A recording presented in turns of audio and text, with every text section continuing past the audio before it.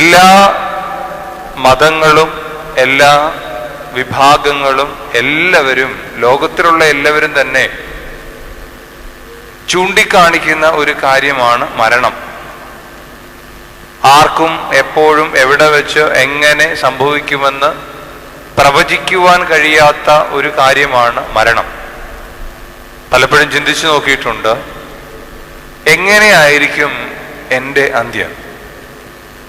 വാഹനം ഓടിക്കുമ്പോഴാണോ, അല്ലെങ്കിൽ വേറെ ഏതെങ്കിലും സാഹചര്യത്തിലാണോ, അതോ ഇപ്പോഴത്തെ പ്രകൃതിയുടെ കെടുതികളുടെ ഭാഗമായിട്ടാണോ?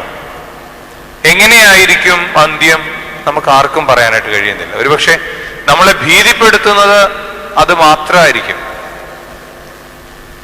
അതിനെ ആയിരിക്കും നമ്മൾ ഏറ്റവും കൂടുതൽ ഇന്ന് പേടിക്കുന്നത്. ജീവനോടിരിക്കുന്ന മനുഷ്യൻ ചില സമയത്ത് അത് മറന്നിട്ടുള്ള പ്രവർത്തനങ്ങളുണ്ട് എങ്കിൽ കൂടി എല്ലാവരും പേടിക്കുന്നത് മരണത്തെ തന്നെയാണ്. അതുകൊണ്ട് തന്നെ മരണം ഒരു പ്രാധാന്യം അർഹിക്കുന്ന കാര്യമാണ്. മരണത്തിന് ശേഷം എന്ത്? എന്നെ സംബന്ധിച്ചിടത്തോളം ഞാൻ ഇന്നുവരെ നേരിട്ട് മരണത്തിന് ശേഷമുള്ള അവസ്ഥ അറിഞ്ഞിട്ടില്ല, അറിഞ്ഞ ആരെയും നേരിട്ട് കണ്ടിട്ടില്ല, അവരോട് ചോദിച്ച് മനസ്സിലാക്കിയിട്ടില്ല. എന്നാൽ തിരുവചനത്തിൽ കൂടി ഒരല്പമായി മനസ്സിലാക്കിയ കാര്യങ്ങൾ നിങ്ങളുടെ ശ്രദ്ധയിലേക്ക് എടുത്തിക്കൊണ്ട് എൻ്റെ വാക്കുകളെ ഉപസംഹരിക്കാം എന്ന് ആഗ്രഹിക്കുകയാണ്. ഒരു മനുഷ്യന്റെ ജീവിതത്തിന് ഒത്തിരി ഘട്ടങ്ങളുണ്ട്. അത് പ്രധാനമായും 3 ഘട്ടങ്ങളെന്ന് നമുക്ക് പറയാനായിട്ട് കഴിയും. ഒന്ന്, ഒരു മനുഷ്യൻ അവന്റെ അമ്മയുടെ ഉദരത്തിൽ ഉരുവാകുന്ന കാലഘട്ടം മുതൽ ഈ ഭൂമിയിൽ ജീവിച്ച് മരിക്കുന്ന കാലഘട്ടം വരെ. ഇതിനെ തന്നെ പല പല പല പല കാലഘട്ടങ്ങളായി വിവരിക്കുന്നുണ്ട്.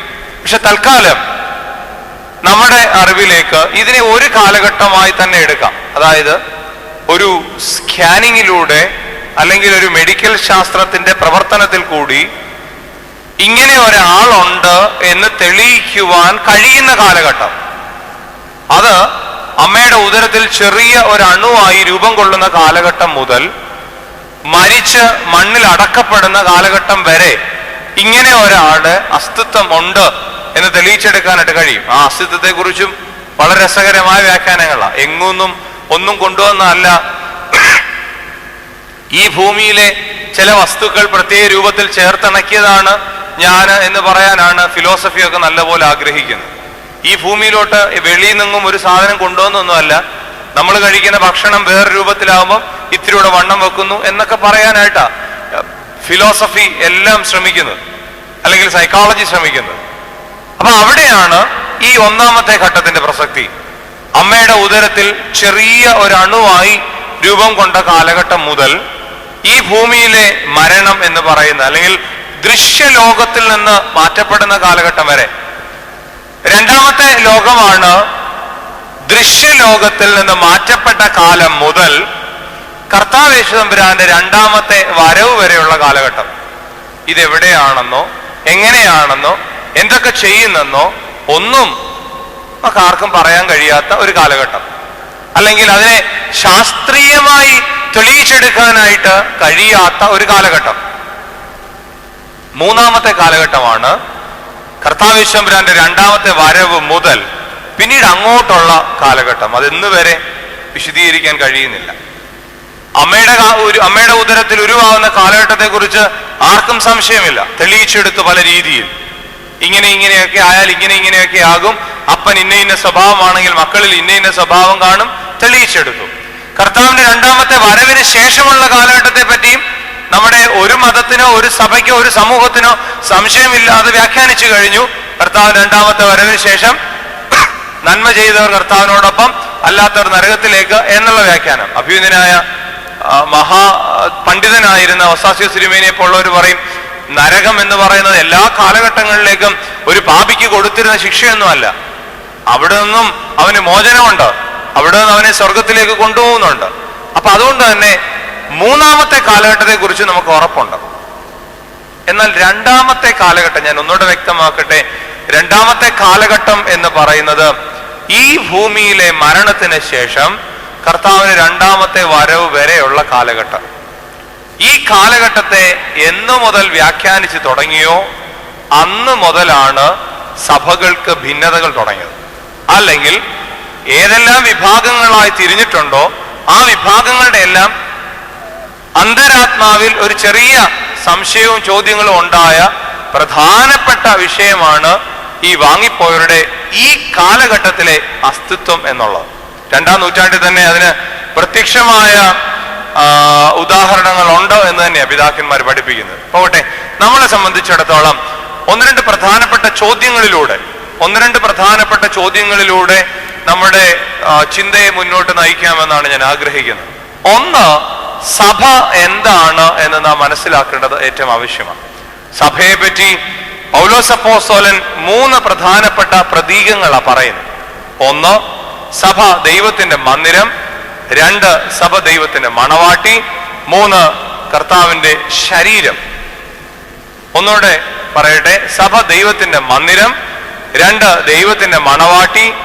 3, കർത്താവിന്റെ ശരീരം എന്ന് പറയുന്നുണ്ട്. ഈ 3 വ്യാഖ്യാനങ്ങളും വാങ്ങിപ്പോയവരെ സംബന്ധിച്ചിടത്തോളം ഉൾക്കൊള്ളിച്ചുകൊണ്ടാണ് സഭയെ പറ്റി പറയുന്ന നല്ല വ്യാഖ്യാനങ്ങളിൽ ഒന്നാണ് വന്നവരും വരുവാനിരിക്കുന്നവരും വാങ്ങിപ്പോയവരോട് ചേരുന്നതാണ് സഭ എന്നുള്ള വ്യാഖ്യാനം. അതൊരു പക്ഷേ ഇച്ചിലൂടെ ഓർത്തഡോക്സ് സഭയുടെ പാരമ്പര്യത്തിലേക്ക് നമ്മൾ അങ്ങ് ഒതുക്കി കൂട്ടുന്നുണ്ട്. എന്നാൽ ഞാനീ പറഞ്ഞ 3 പ്രതീകങ്ങൾ എല്ലാ ക്രൈസ്തവ സഭകളും അംഗീകരിച്ചേ മതിയാകുള്ളൂ എന്നുള്ളത് വളരെ രസകരമായ കാര്യമാണ്. നമ്മുടെ മനസ്സിലേക്ക് ഒരു ചിന്ത, കർത്താവിന്റെ ശരീരം എന്ന് പറയുന്നത് ശരീരത്തിന്റെ ഓരോ അവയവങ്ങളാണ്. പ്രത്യേകിച്ച് കൊരിന്ത്യർക്ക് എഴുതിയ ലേഖനം 1 ലേഖനം 20-ാം അധ്യായത്തിന്റെ 27-ാം വാക്യമൊക്കെ വായിക്കാൻ പറയുന്നുണ്ട്, നമ്മളൊക്കെ പല അവയവങ്ങളാണ്. ഞാനും ഒരു അവയവമാണ്, ഇവിടെ കൂടിയിരിക്കുന്ന ഈ ജനസമൂഹവും ഓരോ അവയവങ്ങളാണ്. അങ്ങനെയാണ് നമ്മളൊന്ന് ആലോചിച്ച് നോക്കിയേ. ഞാനൊരു നഖമാണെന്ന് കൂട്ട, വേറെ ഒന്നും ആകണ്ട. അല്ലെങ്കിൽ ഒരു തലമുടിയാണെന്ന് കൂട്ട, വേറൊന്നും ആകണ്ട. വലിയ അവയവങ്ങളൊന്നും ആകണ്ട. ക്രിസ്തുവിന്റെ ശരീരത്തിലെ ഒരു നഖമാണ് ഞാനെങ്കിൽ, ഒരു തലമുടിയാണ് ഞാനെങ്കിൽ, ഞാൻ മരിക്കുന്നതോടുകൂടി ഈ നഖം ഇല്ലാതെയാകുകയാണോ? അല്ല. ഈ നഖത്തിന് അവിടെ തന്നെ സാന്നിധ്യമുണ്ട്. ഈ നഖത്തിന്റെ സ്ഥാനം അവിടെ തന്നെയുണ്ട്. യാതൊരു സംശയം ഇല്ലാതെ പറയാനായിട്ട് കഴിയും. ഇനിയും നമ്മള് യേശുതമ്പുരാനെ ദൈവത്തിന്റെ മന്ദിരം എന്ന് പറയുന്ന വ്യാഖ്യാനം ഒന്നുകൂടെ കൃത്യമായിട്ട് വായിക്കേണ്ടതുണ്ട്. ഞാനൊരു സഹോദരനെ എന്റെ സഹായത്തിന് വേണ്ടി അഭ്യർത്ഥിച്ചു. അദ്ദേഹം അത് സ്വീകരിച്ചു. എഫേസ്യർക്ക് എഴുതിയ ലേഖനം 2-ാം അധ്യായം 20-ഉം 21-ഉം വാക്യം. എഫേസ്യർക്ക് എഴുതിയ ലേഖനം 2-ാം അധ്യായം 20-ഉം 21-ഉം വാക്യം. ക്രിസ്തുയേശു തന്നെ മൂലക്കല്ലായിരിക്കെ നിങ്ങളെ അപ്പോസ്തോലന്മാരും പ്രവാചകന്മാരും എന്ന അടിസ്ഥാനത്തിന്മേൽ പണിതിരിക്കുന്നു. അവനിൽ കെട്ടിടം മുഴുവനും യുക്തമായി ചേർന്ന് കർത്താവിൽ വിശുദ്ധ മന്ദിരമായി വളരുന്നു. 2 കാര്യങ്ങളാണ്. ഒന്ന്, ക്രിസ്തു തന്നെ മൂലക്കല്ലായിരിക്കെ നിങ്ങളെ അപ്പോസ്തോലന്മാരും പ്രവാചകന്മാരും എന്ന അടിസ്ഥാനത്തിന്മേൽ പണിതിരിക്കുന്നു. അത് കഴിഞ്ഞ കാലഘട്ടം. 2-ാമത്തെ കാലഘട്ടത്തെ പറ്റി പറയുകയാണ്. അവനിൽ യുക്തമായി നിങ്ങൾ എന്തോ ചെയ്യും? വളരുന്നു. വളരുന്നു എന്ന് പറഞ്ഞാൽ കഴിഞ്ഞ കാലഘട്ടമല്ല, ഇപ്പോഴും എന്തോ ചെയ്തുകൊണ്ടിരിക്കുക എന്ന് അർത്ഥം. വളർന്നുകൊണ്ടിരിക്കും. ഇത് 2 നിങ്ങളുടെ മനസ്സിലോട്ടൊന്ന് വന്നേ. ഒന്നാമത്തേത് എന്ന് പറയുന്നത് ക്രിസ്തു മൂലക്കല്ല്. കുഴപ്പമില്ല, ജീവനുള്ള കല്ലായിട്ട് തന്നെ ഇരിക്കട്ടെ. അപ്പോസ്തലന്മാരും പ്രവാചകന്മാരും എന്ന അടിസ്ഥാനക്കല്ലുകൾ. മൂലക്കല്ലും അടിസ്ഥാനക്കല്ലും. ഞാൻ ചോദിക്കട്ടെ, ഇവിടെ ഇരിക്കുന്ന നമുക്കാർക്കോ, എന്നെ ശ്രവിക്കുന്ന ഈ ഇന്റർനെറ്റിൽ കൂടി ശ്രവിക്കുന്ന ആളുകൾക്ക് ആർക്കെങ്കിലും പറയാൻ കഴിയുമോ എവിടെയെങ്കിലും ഇന്ന് അപ്പോസ്തലന്മാരും പ്രവാചകന്മാരും ജീവിച്ചിരിപ്പുണ്ടെന്ന്? ഭൗതിക ലോകത്തിൽ കാണുന്ന രീതിയിൽ ജീവിച്ചിരിപ്പുണ്ടെന്ന്? അങ്ങനെയാണെങ്കിൽ ഈ പരിമലപ്പള്ളിയുടെ സ്ട്രക്ചർ എന്ന് എടുത്തേ. അടിയിലിരിക്കുന്ന കല്ലുകൾ പത്രോസ് അപ്പോസ്തലനും പൗലോസ് അപ്പോസ്തലനും തോമസും ബർത്തിമായിയും എന്ന് പറയുന്ന പോലെ രീതിയിലുള്ള കല്ലുകളാണെങ്കിൽ, അവർ മരിക്കുന്നതോടെ ഈ കല്ലുകൾ അങ്ങ് മാറ്റപ്പെടുകയാണെങ്കിൽ ഈ കെട്ടിടം എന്നെ താഴെ വീണേനെ. കെട്ടിടത്തിന് അങ്ങനെ താഴെ വീഴാൻ പറ്റത്തില്ല. കാരണം ക്രിസ്തു വളരെ വ്യക്തമായി പറഞ്ഞു, ക്രിസ്തു തന്നെ മൂലക്കല്ലും അപ്പോസ്തലന്മാരും പ്രവാചകന്മാരും എന്ന അടിസ്ഥാനം പൗലോസ് അപ്പോസ്തലൻ വളരെ വ്യക്തമായി പറയുക. ഇവിടെയാണ് നമ്മുടെ മനസ്സിലേക്ക് വരേണ്ടത്. ആ കെട്ടിടം അങ്ങനെ അത് താഴെ വീഴാനുള്ളതല്ല. നമ്മൾ ഓരോരുത്തരും അതിന്റെ കല്ലുകളാ. ഞാനെന്ന് പറയുന്ന വ്യക്തി ജീവനോടുള്ളതുകൊണ്ട് അതിനകത്തെ സജീവമായൊരു കല്ലായിട്ടും എന്റെ പൂർവ്വപിതാക്കന്മാര് മരിച്ചു പോയതുകൊണ്ട് അവരെന്ന് പറയുന്ന കല്ല് മാറ്റപ്പെടുകയും ചെയ്തിട്ടില്ല. മൂന്നാമത്തെ കാര്യം, അത് വളർന്നുകൊണ്ടേയിരിക്കുക. കെട്ടിടം പണി പൂർത്തീകരിച്ചിട്ടില്ല.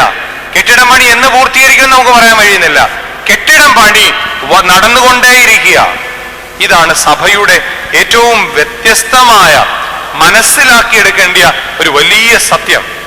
ക്രിസ്തു മൂലക്കല്ലുമാണ്, അപ്പോസ്തലന്മാരും പ്രവാചകന്മാരും അടിസ്ഥാന കല്ലുകളാണ്. അവര് മരിച്ചു കഴിഞ്ഞതാണെന്ന് ആരെങ്കിലും പഠിപ്പിച്ചാൽ ആ കല്ലുകൾ മാറ്റപ്പെടണം. ആ കല്ലുകൾ മാറ്റപ്പെട്ടാൽ പിന്നെ മേളിലോട്ട് പണിയാൻ കെട്ടിടം ഉണ്ടാകത്തില്ല. നല്ല ബോധ്യം നമ്മുടെ മനസ്സിലേക്ക് വരട്ടെ. ഇങ്ങനെ മാറ്റപ്പെടാത്ത അവസ്ഥയാണ് നമുക്കുള്ളത് എന്നുള്ള ബോധ്യമാണ് നമുക്കുള്ളത്. എവിടെയാണ് നമുക്ക് ഈ സംശയം വന്നത് എന്ന് ചോദിച്ചാല്, അവിടെയും ഇവിടെയും കൂടെ ചേർന്ന് ജീവിക്കുന്ന ആളുകളുണ്ട്. അവിടെയും ജീവിക്കും, ഇവിടെയും ജീവിക്കും. ഏതേലും ഒരു സഭയിലും പോകും, ഈ സഭയിലും വരും. കല്യാണം കഴിക്കുന്ന മുഖാന്തരം ഒരു സഭയിലെ അംഗമാവും, ജനിച്ച് ജീവിച്ചത് വേറെ സഭയിലെ. അപ്പൊ ഇവർക്കാണ് ഈ കൺഫ്യൂഷന്റെ കാലഘട്ടം. അല്ലെങ്കിൽ പൂർവ്വപിതാക്കന്മാർക്ക് ഒരു കൺഫ്യൂഷനും ഉണ്ടായിട്ടില്ല. കാലഘട്ടങ്ങൾ കഴിഞ്ഞപ്പോൾ ചില കൺഫ്യൂഷൻ ഉണ്ടായി തുടങ്ങിയത് ഇങ്ങനെ ചില വ്യതിയാനങ്ങൾ വന്നതിന്റെ പേരില്ല. ഇനി നമ്മൾ ഒന്നാമത് ഞാൻ പറഞ്ഞു, സഭ എന്നത് ദൈവത്തിന്റെ മന്ദിരമാണ്, മണവാട്ടിയാണ്, ശരീരമാണ്. സഭ എന്ന് പറയുന്നത് അപ്പോസ്തലന്മാരും പ്രവാചകന്മാരും എന്ന അടിസ്ഥാനത്തിൽ നമ്മൾ ഓരോരുത്തരുമാകുന്ന കല്ലുകളാൽ പണിയപ്പെട്ടുകൊണ്ടേയിരിക്കുക. പണി പൂർത്തീകരിച്ചിട്ടുമില്ല, പണി പൊളിഞ്ഞു പോയിട്ടുമില്ല, പണി നടന്നുകൊണ്ടേയിരിക്കുകയാണ്. അപ്പൊ നമ്മളൊക്കെ തന്നെ ഏത് കാലഘട്ടമായിരുന്നാലും ദൈവത്തിന്റെ മന്ദിരത്തിന്റെ സജീവ കല്ലുകൾ തന്നെയാണ്. അല്ലെങ്കിൽ നമ്മളെക്കാൾ കൂടുതൽ വിശുദ്ധനായി ജീവിച്ച പരമല കൊച്ചു തിരുമേനിയും ഇവിടെ കബറടങ്ങിയിട്ടുള്ള രണ്ടാമത് കബറടങ്ങിയിട്ടുള്ള ഇവാനിയസ് പിതാവൊക്കെ വളരെ ശക്തമായി സജീവതയിലുള്ള കല്ലുകളാണ്. രണ്ടാമത്തെ ചോദ്യമാണ്, രണ്ട് പേരുകളുണ്ട്. മരിച്ചുപോയവരുണ്ട്, വാങ്ങിപ്പോയവരുണ്ട്. ഓർത്തഡോക്സ് സഭ പഠിപ്പിക്കുന്നത് വാങ്ങിപ്പോയവരെന്നാ പഠിപ്പിക്കുന്നത്. അതൊന്ന് മനസ്സിലാക്കിയെടുക്കാൻ വേണ്ടി മാത്രം. ആരാണ് മരിച്ചുപോയവർ, അല്ലെ ആരാണ് വാങ്ങിപ്പോയവർ? പലപ്പോഴും നമ്മുടെ കൺഫ്യൂഷനിൽ ഉണ്ടാകുന്ന കാര്യം അതാണ്. ആരാണ് മരിച്ചുപോയവർ, ആരാണ് വാങ്ങിപ്പോയവർ? അത് മനസ്സിലാക്കണമെങ്കിൽ തെസ്സലോനിക്കർക്ക് എഴുതിയ 1-ാം ലേഖനം 5-ാം അധ്യായം 23-ാമത്തെ വാക്യം നമ്മുടെ മനസ്സിലേക്കൊന്ന് വരണം.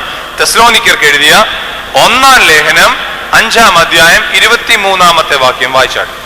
സമാധാനത്തിന്റെ ദൈവം തന്നെ നിങ്ങളെ മുഴുവനും ശുദ്ധീകരിക്കുമാറാകട്ടെ. നിങ്ങളുടെ ആത്മാവും പ്രാണനും ദേഹവും അശേഷം. ആത്മാവും പ്രാണനും ദേഹവും. ഒന്നുകൂടെ ശ്രദ്ധിച്ച് കേട്ടോണേ.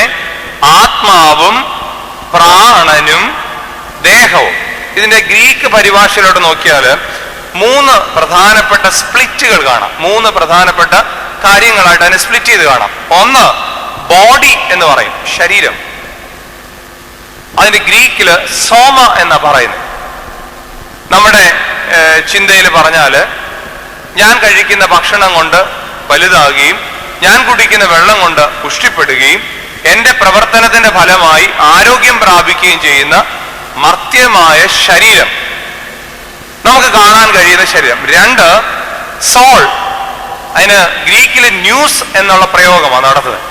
ന്യൂസ് എന്ന് പറഞ്ഞാൽ പ്രാണൻ, അല്ലെങ്കിൽ അതിനെ ഇച്ചിരൂടെ വ്യക്തമായി പറഞ്ഞാൽ ബൗദ്ധികമായ തലം എന്ന് തന്നെ പറയാം, ബുദ്ധി. അതിന് നമ്മുടെ ചിന്തിക്കുക, പഠിക്കുക, വായിക്കുക, ശ്രദ്ധിക്കുക, ശ്രവിക്കുക, ഈ തലങ്ങളിലൂടെയാണ് നമ്മുടെ ചിന്തകൾക്ക് ജീവൻ ഉണ്ടാക്കിയെടുക്കാൻ കഴിയുന്നത്. ശരീരത്തിന് ജീവൻ ഉണ്ടാക്കുന്നത് ഭക്ഷണമാണെങ്കിൽ, ചിന്തകൾക്ക് ജീവൻ ഉണ്ടാക്കുന്നത് നമ്മുടെ പഠനവും അപ്രകാരമുള്ള ശ്രദ്ധയുമാണ്. മൂന്നാമത്തേതാണ് ആത്മാവ്. അതിനെ സൈക്കെന്നോ ഒക്കെ പറയും.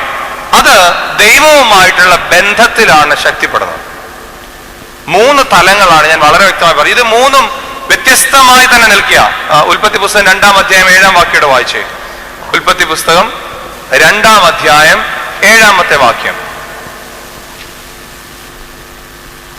യഹോവേ ദൈവം നിലത്തെ പൊടി കൊണ്ട് മനുഷ്യനെ നിർമ്മിച്ചിട്ട് അവന്റെ മൂക്കിൽ ജീവശ്വാസം ഊതി മനുഷ്യൻ ജീവനുള്ള ദേഹിയായി തീർന്നു. ജീവനുള്ള ദേഹമല്ല, ജീവനുള്ള ദേഹിയായി തീർന്നു. അത് ഇച്ചിരി വ്യത്യസ്തം. നിങ്ങൾ കൂടുതൽ പേർക്കും അതിന്റെ വ്യാഖ്യാനം അറിയാവുന്നവർ തന്നെയാ.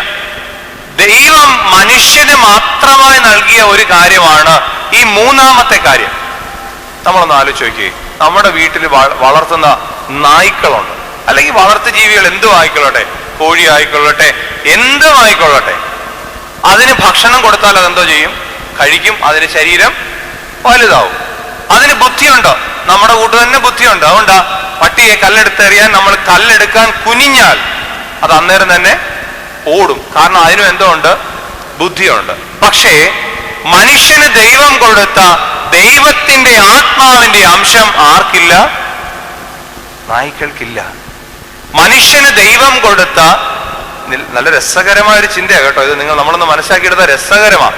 മനുഷ്യന് ദൈവം കൊടുത്ത ദൈവ ആത്മാവിന്റെ പങ്ക് ജീവികൾക്ക് ഇല്ല. ഒന്നുകൂടെ ഒന്ന് ആലോചിച്ച് നോക്കിയേ. നമ്മുടെ പഴയ കാലത്തെ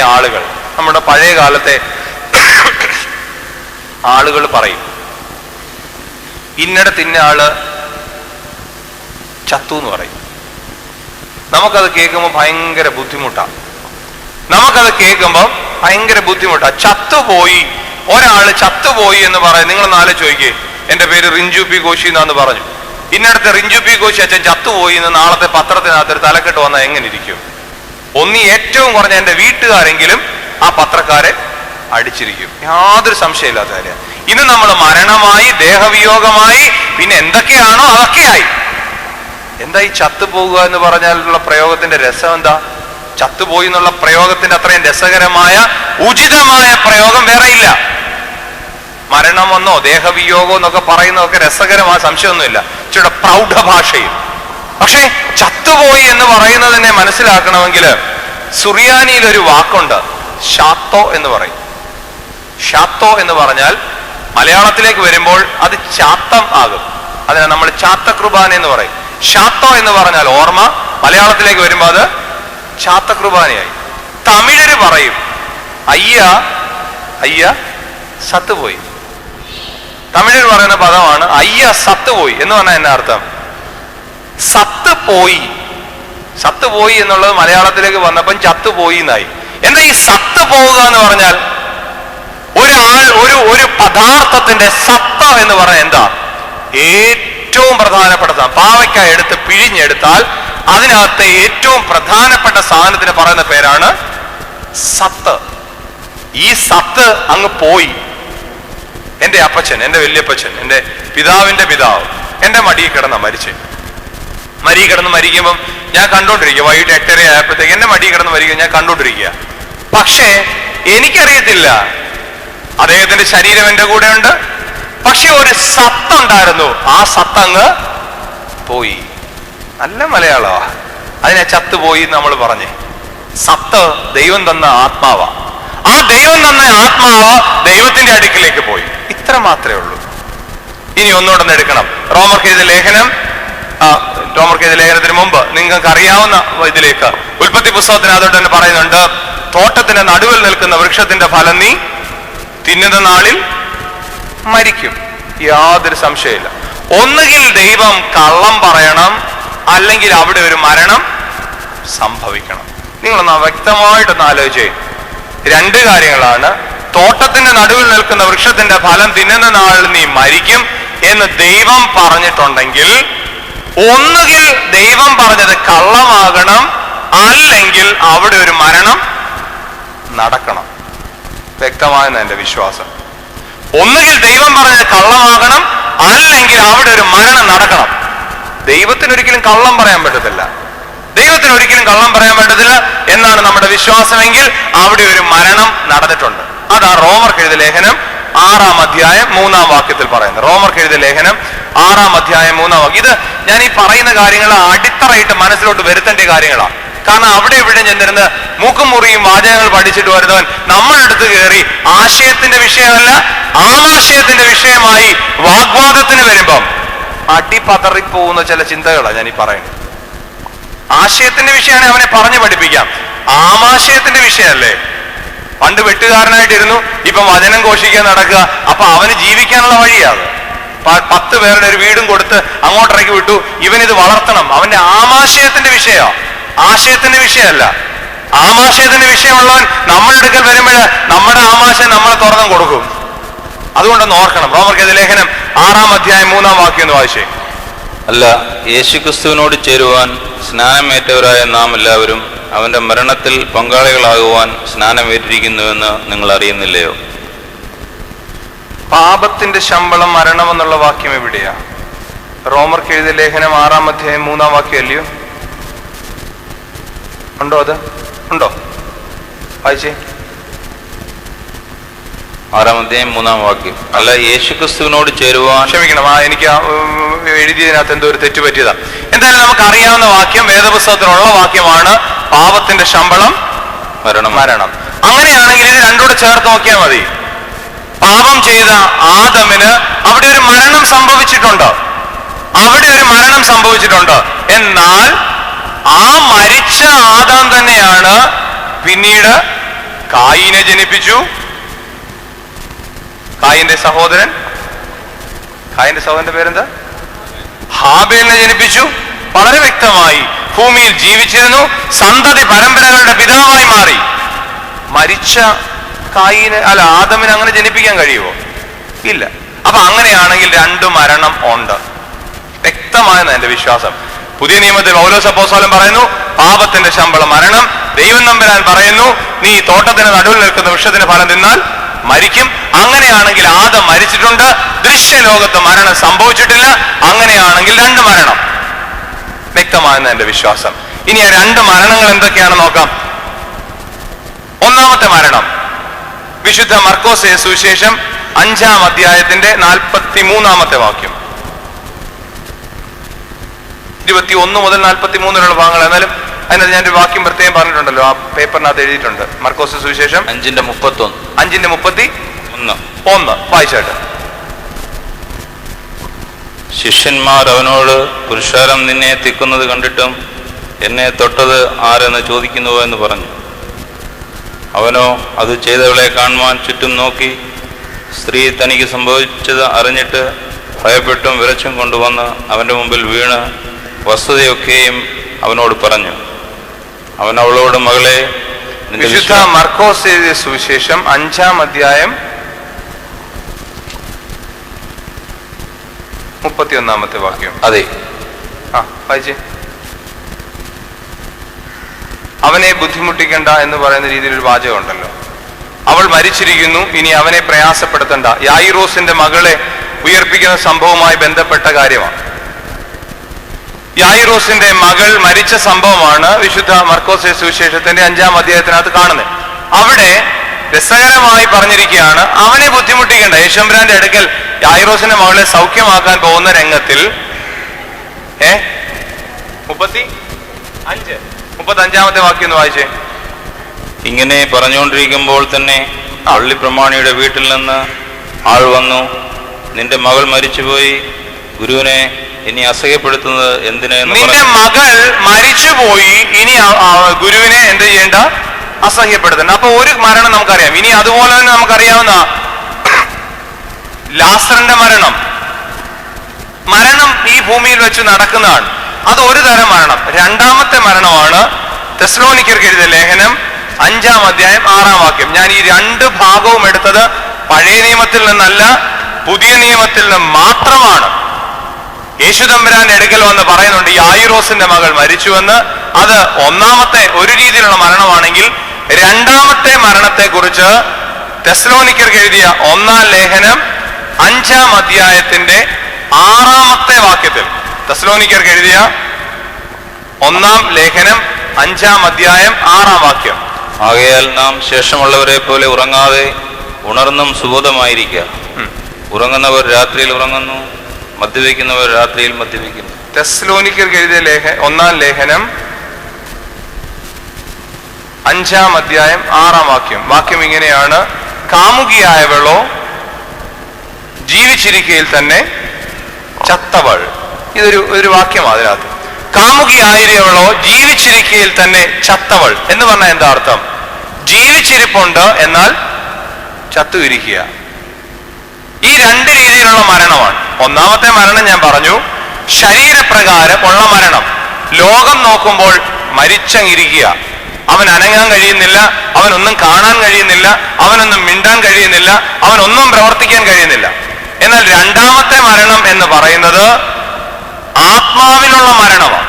ആ ആത്മാവിലുള്ള മരണത്തെ കുറിച്ചാണ് ഇവിടെ പറഞ്ഞത്. കാമുകിയായവളോ ജീവിച്ചിരിക്കയിൽ തന്നെ ചത്തവൾ. ജീവിച്ചിരിക്കെ തന്നെ ചാകുക എന്ന് പറഞ്ഞാൽ ലോകം നോക്കുമ്പോൾ ജീവനോടെ ഇരിക്കുക. എൻ്റെ ഒരു ഗുരുനാഥന്റെ ഒരു വലിയ ഷെൽഫ് ഉണ്ടായിരുന്നു. ഞാൻ ആരെന്നോ പേരൊന്നും പറയണില്ല. എൻ്റെ ഒരു ഗുരുനാഥന്റെ വലിയൊരു ഷെൽഫ് ഉണ്ടായിരുന്നു, പുസ്തകം ക്രമീകരിച്ചു വെച്ചേക്കുന്ന ഒരു ഷെൽഫ്. ഒരു പ്രാവശ്യം ഞാൻ സംശയമായിട്ട് അദ്ദേഹത്തിന് അടുക്കൽ ചെന്നപ്പം അദ്ദേഹം ഷെൽഫിൽ നിന്ന് ഒരു പുസ്തകം ഇങ്ങോട്ട് പിടിച്ചിട്ട് എടുത്തു നോക്കാനായിട്ട് ശ്രമിച്ചു. എടുത്തു നോക്കിയപ്പോൾ ആ പുസ്തകത്തിന്റെ പുറത്തെ ആ പാളി മാത്രം ഇളകി വന്നു. നോക്കിയപ്പോഴാണ് മനസ്സിലായത് അകത്തൂടെ വെഞ്ചതൽ കയറി തിന്നിരിക്കുക. ആകപ്പാടെ ഇളകി വന്നത് വെളിയിൽ കൂടെ കണ്ട ഒരു രൂപം മാത്രം, നമ്മുടെയൊക്കെ കൂട്ട് തന്നെ. കാണുമ്പം നല്ല ജീവനോടെ ഇരിക്കുക, എന്നാൽ അകത്ത് മരിച്ച് അടക്കപ്പെട്ട രീതിയിൽ ഇരിക്കുക. ഒരു അല്പം പോലും ജീവനില്ലാത്ത അവസ്ഥ. ഇത് തന്നെയാ ഏദൻ തോട്ടം നടന്നത്. ആദാം മരിക്കുന്നുണ്ട്, ആദാമിന്റെ ഉള്ളിൽ മരണം സംഭവിച്ചിട്ടുണ്ട്. എന്നാൽ ശാരീരികമായി നോക്കുമ്പം ആദാമിന് മരണം സംഭവിച്ചതായിട്ട് അറിയുന്നില്ല. അപ്പൊ അതുകൊണ്ട് തന്നെ ഒന്നുകൂടെ വ്യക്തമാക്കിയേക്കാം, മരിച്ചുപോയവർ എന്ന് പറയുന്നവര് ശരീരത്തോടെ ജീവനോടെ ഇരിക്കുകയാണ്, എന്നാൽ ആത്മാവ് ദൈവവുമായുള്ള സംസർഗത്തിൽ നിന്ന് മാറിയിരിക്കുകയാണ്. വാങ്ങിപ്പോയവര് ശരീരം കാണാൻ കഴിയുന്നില്ല, എന്നാൽ ആത്മാവിൽ ദൈവത്തോട് സംസാരിച്ചുകൊണ്ടും ഇരിക്കുകയാണ്. ഒന്നാമത് ഞാൻ പറഞ്ഞു എന്താണ് സഭ. രണ്ടാമത് ഞാൻ പറഞ്ഞു ആരാണ് മരിച്ചുപോയവര്, ആരാണ് വാങ്ങിപ്പോയവര്. മരിച്ചുപോയവരെ കുറിച്ച് ഒന്നുകൂടെ വ്യക്തമാക്കട്ടെ. ശരീരത്തിൽ ജീവനോടുണ്ടായിരുന്നാലും ശരീരം ജീവനോടെ ഇല്ലെങ്കിലും ആത്മാവ് മരണത്തിലായിരിക്കുക. അത് ആ കാമുകിയായവളോ ജീവിച്ചിരിക്കെ തന്നെ ചത്തവളെന്നും പാപത്തിന്റെ ശമ്പളം മരണമെന്നും ഏദൻ തോട്ടത്തിൽ വെച്ച് കനി ഭക്ഷിച്ചവ മരിച്ചുവെന്നും ഒക്കെയുള്ള പ്രയോഗം ഈ മരണത്തെ കുറിച്ചാണ്. എന്നാൽ വാങ്ങിപ്പോയവരുടെ പ്രത്യേകത, അവര് ദൈവത്തോട് സംസാരിച്ചുകൊണ്ടിരിക്കുകയാണ്. ഇനി അവർക്ക് വിശ്വാസിക്ക് മരണമില്ല എന്നുള്ളതാണ് മൂന്നാമതായിട്ട് നാം മനസ്സിലാക്കേണ്ട കാര്യം. ഒരു വിശ്വാസിക്ക് ഒരു കാലത്തും മരണം ഇല്ല എന്നുള്ളത് നാം മനസ്സിലാക്കേണ്ട ഒരു വലിയ സത്യമാണ്.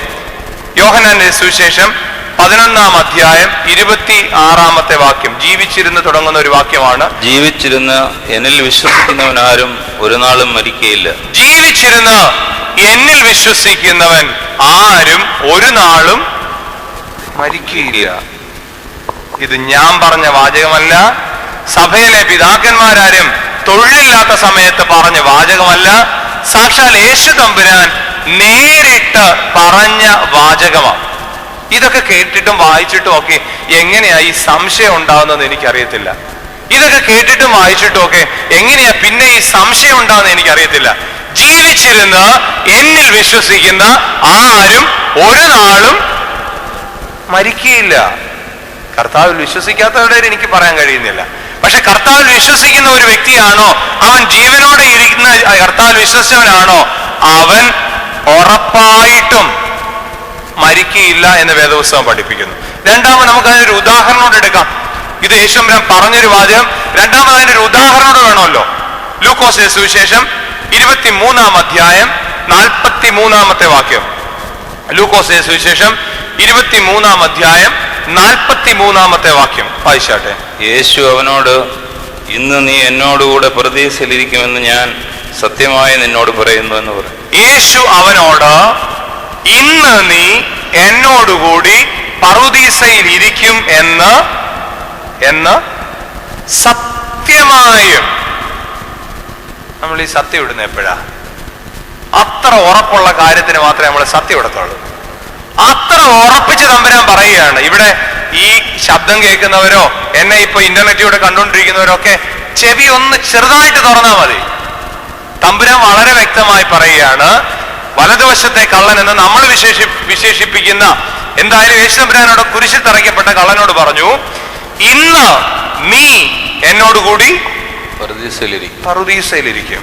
പിന്നെ നമുക്ക് സംശയം അല്ലേ, ഇന്നെന്ന് പറഞ്ഞ എന്നാ? 9 മണിയായപ്പോ യേശുമ്പരാനെ കൊണ്ടുപോയി കബറടക്കാൻ കൊണ്ടുപോയി. മരിച്ച് അവസാനം കള്ളന്മാരുടെ കാല് തല്ലി ഓടിച്ചു മരിക്കാൻ വേണ്ടി. അങ്ങനെ മരിച്ച് അടക്കപ്പെട്ട കള്ളനോടാ പറയാൻ പോകുന്നത്, ഇന്ന് നീ എവിടെ ഇരിക്കുമെന്നാ പറഞ്ഞേ? പറുദീസയിലിരിക്കും. തമ്പുരാൻ എന്നെ കള്ളത്തരങ്ങളാ പറയണ അല്ലേ? ആധുനിക കാലഘട്ടത്തിലെ പഠിപ്പിക്കുന്നവരുടെ ഭാഷയെ പറഞ്ഞ തമ്പുരാൻ എന്നെ കള്ളത്തരാ പറയണേ. നടക്കുമോ ഈ കാര്യം? നടക്കുമെന്നുള്ള കാര്യ. തമ്പുരാന്റെ കൂടെ പറുദീസയിൽ ഇരിക്കുക എന്ന് പറഞ്ഞാൽ നടക്കുമെന്നുള്ള കാര്യം തന്നെയാ. ജീവിച്ചിരുന്ന വിശ്വാസം ഏറ്റു പറഞ്ഞ കള്ളന് ദൈവം കൊടുത്ത വാക്കാണ്, ഇന്ന് എന്നോടുകൂടി പറുദീസയിലിരിക്കും. രണ്ടാമത്തെ വരവില പറുദീസയിലിരിക്കുന്നെന്ന് ചിലര് പഠിപ്പിക്കുന്നെങ്കിൽ അതിന് ഒരു യാഥാർത്ഥ്യമില്ലെന്ന് യേശുദമ്പുരാൻ തന്നെ പറഞ്ഞിരിക്കുക. ഇന്ന് നീ എന്നോടുകൂടി പറുദീസയിലിരിക്കും. അപ്പൊ ഇതിന് ഒസാസി തിരുമേനി പറയും, തമ്പുരാൻ പിന്നീട് ഒരു ചെറിയ കാര്യം കൂടെ ചെയ്തു കേട്ടോ, അത് നമ്മുടെയൊക്കെ മനസ്സിലോട്ട് വരാൻ വേണ്ടിയാ. തമ്പുരാൻ ഒരു ചെറിയ വാചകം പറഞ്ഞു, ഇന്ന് നീ എന്നോടുകൂടി പറുദീസയിലേക്ക്. എന്നിട്ട് തമ്പുരാൻ എങ്ങോട്ടാ പോയെ? പാതാളത്തിലോട്ടാ പോയെ അല്ലേ? തമ്പുരാൻ കള്ളനോട് പറഞ്ഞു നീ എന്നോടുകൂടി പറുദീസയിലിരിക്കുമെന്ന്, എന്നിട്ട് തമ്പുരാൻ പോയത് എങ്ങോട്ടാ? അപ്പൊ എങ്ങനെയാ അതൊരു സത്യമാവുന്നേ? അപ്പൊ ഈ നസ്സാസിരുവേനി വളരെ വ്യക്തമായി വ്യാഖ്യാനിക്കും ഇങ്ങനെ, തമ്പുരാൻ പാതാളത്തെ എന്തോ ആക്കിയെടുത്തു, പറുദീസയാക്കിയെടുത്തു. തമ്പുരാൻ പാതാളത്തെ പറുദീസയാക്കിയെടുത്തു എന്നുള്ളത് വളരെ വ്യക്തമായ കാര്യം. നമ്മളൊക്കെ ഈ വിവാഹ കുദാശയിൽ കൂടി പറുദീസയുടെ അനുഭവത്തിലേക്ക് വിടുന്നതെന്നാ പറയുന്നത്. ദൈവത്തിന്റെ അളവച്ച കരുണയെ ഞാൻ ഉൾപ്പെടെ ഇവിടെ മിക്കവാറും ഉള്ള ആളുകൾ ഉൾപ്പെടെയൊക്കെ പറുദീസയെ നമ്മൾ എന്തോ ആക്കിയെടുക്കും, പാതാളമാക്കിയെടുക്കും അല്ലേ? യാതൊരു സംശയമില്ലാത്ത കാര്യം. തമ്പുരാൻ പാതാളത്തിൽ ചെന്ന്, അല്ലെ ക്രിസ്ത്യാനിയുടെ പ്രത്യേകത ഏതാണ്? അവനെ പാതാളത്തിലേക്ക് അയച്ചാൽ അവൻ അതിനെ എന്തോ ആക്കിയെടുക്കും, പറുദീസയാക്കി എടുക്കും. പക്ഷെ ദൈവം നമ്മളെ പറുദീസയിലോട്ട് വിട്ടപ്പം നമ്മൾ അതിനെ എന്തോ ആക്കി എടുക്കുക, പാതാളമാക്കി എടുക്കുക. അത് നമ്മുടെ കുഴപ്പം അല്ലേ? അല്ല തമ്പുരാന്റെ കുഴപ്പമാണെന്ന് എനിക്ക് തോന്നുന്നില്ല. എന്തായിരുന്നാലും അതുകൊണ്ടാ പൗലോസ് അപ്പോസ്തലൻ ഫിലിപ്പിയർക്ക് എഴുതിയ 1-ാം ലേഖനം 23 ഫിലിപ്പിയർക്ക് എഴുതിയ ലേഖനം 1-ാം അധ്യായം 23-ാമത്തെ വാക്യം വളരെ രസകരമായി പറഞ്ഞു. എന്നാ? ഇവ രണ്ടിനാലും ഞാൻ ഫിലിപ്പിയർക്ക് എഴുതിയ ലേഖനം 1-ാം അധ്യായം 23-ാം വാക്യം വായിച്ചോ. വിട്ടുപിരിഞ്ഞ് ക്രിസ്തുവിനോടുകൂടി ഇരിപ്പാൻ എനിക്ക് കാംക്ഷയുണ്ട്. വിട്ടുപിരിഞ്ഞ് ക്രിസ്തുവിനോടുകൂടെ ഇരിപ്പാൻ എനിക്ക് കാംക്ഷയുണ്ട്. നാളെ ചോദിക്കുക, പൗലോസ് അപ്പോസ്തലന്റെ സത്യമായ ദൈവശാസ്ത്രം അറിഞ്ഞ, ദൈവത്തെ യഥാർത്ഥമായി വിശ്വസിച്ച് ജീവിച്ച പരിശുദ്ധനായ പൗലോസ് അപ്പോസ്തലൻ പറയുകയാണ്, ഈ കാണുന്ന മർത്യമായ കൂടാരത്തെ ഒന്ന് വിട്ടുപിരിഞ്ഞിട്ട് ദൈവത്തോടൊപ്പം ആയിരിക്കാൻ എനിക്ക് കാംക്ഷയുണ്ട്. ക്രിസ്തുവിനോടുകൂടെ ആയിരിക്കുവാൻ എനിക്ക് കാംക്ഷയുണ്ട്. ഇതാണ് യഥാർത്ഥമായി നമ്മുടെ മനസ്സിലേക്ക് ആഴ്ന്നിറങ്ങേണ്ടത്. ഒരു വിശ്വാസിക്ക് മരണം ഇല്ല എന്ന് തറപ്പിച്ച് പറയാൻ ഞാൻ വായിച്ച ഒരു കാര്യം, എനിക്ക് വായനയിൽ കൂടി നേരിട്ട് ഞാൻ കണ്ടതല്ല. പരിശുദ്ധനായ പരിമല കൊച്ചു തിരുമേനി മരിക്കുന്നതിന് 2 ദിവസം മുമ്പ് ശിഷ്യന്മാരോട് ചോദിച്ചു, ഇന്ന് എത്ര തീയതി? അപ്പൊ ശിഷ്യന്മാർ സുറിയാനി ഭാഷയിലെ ഒരു മാസവും പറഞ്ഞു, ഒരു തീയതിയും പറഞ്ഞു. പരിമല തിരുമേനി തൊട്ട് അടുത്ത പാചകത്തിൽ ചോദിച്ചു ഇങ്ങനെ തമ്പുരാനോട്, ഇനി എങ്ങനെ തമ്പുരാനെ ഞാൻ 2 നാൾ കൂടി ഇവിടെ ഇങ്ങനെ കഴിയണം എന്ന് പറഞ്ഞാൽ നിങ്ങളൊന്ന് ആലോചിച്ച് നോക്കിയേ, എന്ത് വിശ്വാസമുള്ളൊരു ജീവിതമായിരുന്നു. ഈ 2 നാളൂടെ കഴിഞ്ഞാൽ ഞാൻ ഇവിടുത്തെ ഈ ശരീരം വിട്ടിട്ട് അങ്ങോട്ടങ്ങ് വരികയാ. എന്ത് വിശ്വാസമുള്ള ജീവിതം. നമ്മൾ അവിടെ ക്രിസ്തു തന്നെ ശരീരപ്രകാരം മാറ്റപ്പെട്ട ആളുകളെ, ശരീരത്തിൽ നിന്ന് മാറ്റപ്പെട്ടവരെ വിളിക്കുന്ന ഒരു പേരുണ്ട്. അത് ലൂക്കോസ് സുവിശേഷം 20-ാം അധ്യായം 37-38 വാക്യം ചേർത്ത് വായിച്ചാൽ മനസ്സിലാവും. ക്രിസ്തു കർത്താവേശനെ നേരിട്ട് വിളിക്കുന്ന വാചകമാണ്. വായിച്ചാൽ, മരിച്ചവർ ഉയർത്തി നിൽക്കുന്നു എന്നതോ മോശയും ഉൾപ്പെടൽ ഭാഗത്ത് കർത്താവിനെ അബ്രഹാമിന്റെ ദൈവവും ഇസഹാക്കിന്റെ ദൈവവും യാക്കോബിന്റെ ദൈവവും എന്ന് പറയുന്നതിനാൽ സൂചിപ്പിച്ചിരിക്കുന്നു. ഞാൻ അബ്രഹാമിന്റെ ദൈവവും ഇസഹാക്കിന്റെ ദൈവവും യാക്കോബിന്റെ ദൈവവും. അത് ലൂക്കോസ് സുവിശേഷം 20-ാം അധ്യായം 37-38 വാക്യം. അബ്രഹാമിന്റെ ദൈവവും ഇസഹാക്കിന്റെ ദൈവവും യാക്കോബിന്റെ ദൈവമാണ്, ജീവനുള്ളവരുടെ ദൈവമാണ്, മരിച്ചുപോയവരുടെ ദൈവം അല്ലെന്നും പറയുന്നുണ്ട്. ഈ വേദഭാഗം അതിന്റെ ഒരു ചെറിയ വ്യാഖ്യാനമാണ് നൽകുന്നത്. അപ്പൊ അത് നിങ്ങളൊന്ന് ആലോചിച്ച് നോക്കിയേ, അബ്രഹാം മരിച്ചുപോയ ആളല്ലേ? ശാരീരികമായി മരിച്ചടക്കപ്പെട്ട ഒരാളാ. ഇസഹാക്ക് മരിച്ചടക്കപ്പെട്ട ആളാ. യാക്കോബ് മരിച്ചടക്കപ്പെട്ട ആളാ. യേശുദമ്പുരാൻ തന്നെ പറയുകയാണ്, ഞാൻ മരിച്ചുപോയവരുടെ ദൈവമല്ല, ജീവനുള്ളവരുടെ ദൈവമാണ്, ഞാൻ വാങ്ങിപ്പോയവരുടെ ദൈവമാണ്. നമ്മളൊന്ന് ആലോചിച്ച് നോക്കണം, മനസ്സിൽ ആഴ്ന്നിറങ്ങണം. ഒരു വ്യക്തിയുടെ ശരീരത്തിന് മരണം സംഭവിച്ചു എന്ന് പറഞ്ഞ് ആത്മാവിന് മരണം സംഭവിക്കുന്നില്ല. ഒരു വ്യക്തിയുടെ ശരീരത്തിന് മരണം സംഭവിച്ചു എന്ന് പറഞ്ഞ് ആത്മാവിന് മരണം സംഭവിക്കുന്നില്ല എന്ന് നാം മനസ്സിലാക്കിയെടുക്കേണ്ടത് ഏറ്റവും സത്യമായ കാര്യം. നാലാമത്തെ ചോദ്യത്തിലേക്ക് ഞാൻ ഓരോന്നായിട്ടാണ് പറഞ്ഞു വരുന്നത്. ഒന്ന്, സഭ എന്തെന്ന് പറഞ്ഞു. രണ്ട്, മരിച്ചുപോയവരാരാണ്, വാങ്ങിപ്പോയവരാരാണെന്ന് പറഞ്ഞു. മൂന്നാമത് ഞാൻ പറഞ്ഞു വിശ്വാസിക്ക് മരണമില്ല എന്ന് പറഞ്ഞു. നാലാമത് എല്ലാവരുടെയും സംശയത്തിന്റെ പ്രധാന ചോദ്യം, വാങ്ങിപ്പോയവർക്ക് നമ്മളെ അറിയാൻ കഴിയുമോ? അവർ ചത്തുകുത്തിയിരിക്കുകയല്ലേ, അവർക്ക് നമ്മളെ അറിയാൻ കഴിയുമോ, പ്രതികരിക്കാൻ കഴിയുമോ എന്നുള്ളതാണ് സംശയം. വാങ്ങിപ്പോയവരെ നമ്മൾ തന്നെയല്ലേ കൊണ്ട് കുഴിച്ചിടുന്നത്, അവര് നമ്മളെ അറിയുന്നുണ്ടോ, കാണുന്നുണ്ടോ എന്ന് വളരെ സംശയമാണ്. യോഹന്നാന്റെ സുവിശേഷം 11-ാം അധ്യായം 43-ാമത്തെ വാക്യം വായിച്ചേ. അവൻ ലാസറെ പുറത്തു വരിക എന്ന് ഉറക്കെ വിളിച്ചു. മരിച്ചവൻ പുറത്തു വന്നു. അവൻ ലാസറെ പുറത്തു വരിക എന്ന് വിളിച്ചു. ലാസർ പുറത്തു വന്നു. ലാസർ മരിച്ചവനായിരുന്നു. മരിക്കുക മാത്രമാണ് ചെയ്തേ ഇല്ല. എന്തോ ചെയ്തു തുടങ്ങി? 4 ദിവസം ആയപ്പോഴത്തേക്ക് നാറ്റവും വെച്ചു തുടങ്ങി. സഹോദരിയാ പറഞ്ഞേ, ഇതുവരെ ചേട്ടൻ അടിച്ചുകൊണ്ടിരുന്ന സുഗന്ധവ്യഞ്ജനങ്ങളുടെ മണമെല്ലാം മാറി ഇപ്പൊ ചേട്ടന്റെ ദേഹത്തു നിന്ന് എന്താ വന്നു തുടങ്ങി? നാറ്റം വന്നു തുടങ്ങി. എന്നിട്ട് പറയുകയാണ് ലാസറെ പുറത്തു വരിക എന്ന് പറഞ്ഞപ്പം ലാസർ വിളി കേട്ടു, പ്രതികരിച്ചു, പുറത്തു വന്നു. അപ്പൊ നമ്മൾ പറയും, അല്ലെങ്കിൽ നമ്മുടെ ആളുകൾ പറയും, എന്റെ പൊന്നച്ച അതിനെ അങ്ങനെ വ്യാഖ്യാനിക്കാൻ കൊള്ളാമോ? കാരണം ദൈവമല്ലേ വിളിച്ചത്. ദൈവം വിളിച്ചപ്പം ദൈവത്തിന് വിളി കേൾക്കാതിരിക്കാൻ ലാസറിന് കഴിയുമോ? നമ്മുടെ കൂട്ടുവല്ലോ ആണോ ദൈവം? അങ്ങനെയാണെങ്കിൽ ഇതൊന്ന് വായിച്ചേ. ലൂക്കോസിന്റെ സുവിശേഷം 9-ാം അധ്യായം 31-ാമത്തെ വാക്യം. ലൂക്കോസിന്റെ സുവിശേഷം 9-ാം അധ്യായം 31-ാമത്തെ വാക്യം. അവർ തേജസ്സിൽ പ്രത്യക്ഷരായി. ആരൊക്കെയാണെന്നറിയാമോ? മലയുടെ മുകളിൽ വെച്ച്, താബോർ മലയുടെ മുകളിൽ വെച്ച് മോശയും ഏലിയാവും പ്രത്യക്ഷനായി. ഇനി അവൻ യെരൂശലേമിൽ പ്രാപിപ്പാനുള്ള നിര്യാണത്തെ കുറിച്ച് സംസാരിച്ചു. അവൻ യെരൂശലേമിൽ പ്രാപിപ്പാൻ പോകുന്ന നിര്യാണത്തെ കുറിച്ച് സംസാരിച്ചു. അപ്പൊ ആരാ സംസാരിച്ചെന്ന് പറയുന്നുണ്ട്? അവർ പ്രത്യക്ഷപ്പെട്ടു, അവർ അവനോട് സംസാരിച്ചു. എന്തിനെ കുറിച്ചാ? യെരൂശലേമിൽ യേശു തമ്പുരാൻ പ്രാപിക്കുവാൻ പോകുന്ന നിര്യാണത്തെ കുറിച്ച്. ആരൊക്കെയാ സംസാരിച്ചത്? മോശയെ പർവ്വതത്തിൽ അടക്കം ചെയ്തു എന്നുള്ള കാര്യം, നെബോ പർവ്വതത്തിൽ അടക്കം ചെയ്തു എന്നുള്ള കാര്യം വളരെ വ്യക്തമാണ്. ഏലിയാവ് ആകാശത്തിലേക്ക് എടുക്കപ്പെട്ടു, ശരി ആയിക്കൊള്ളട്ടെ.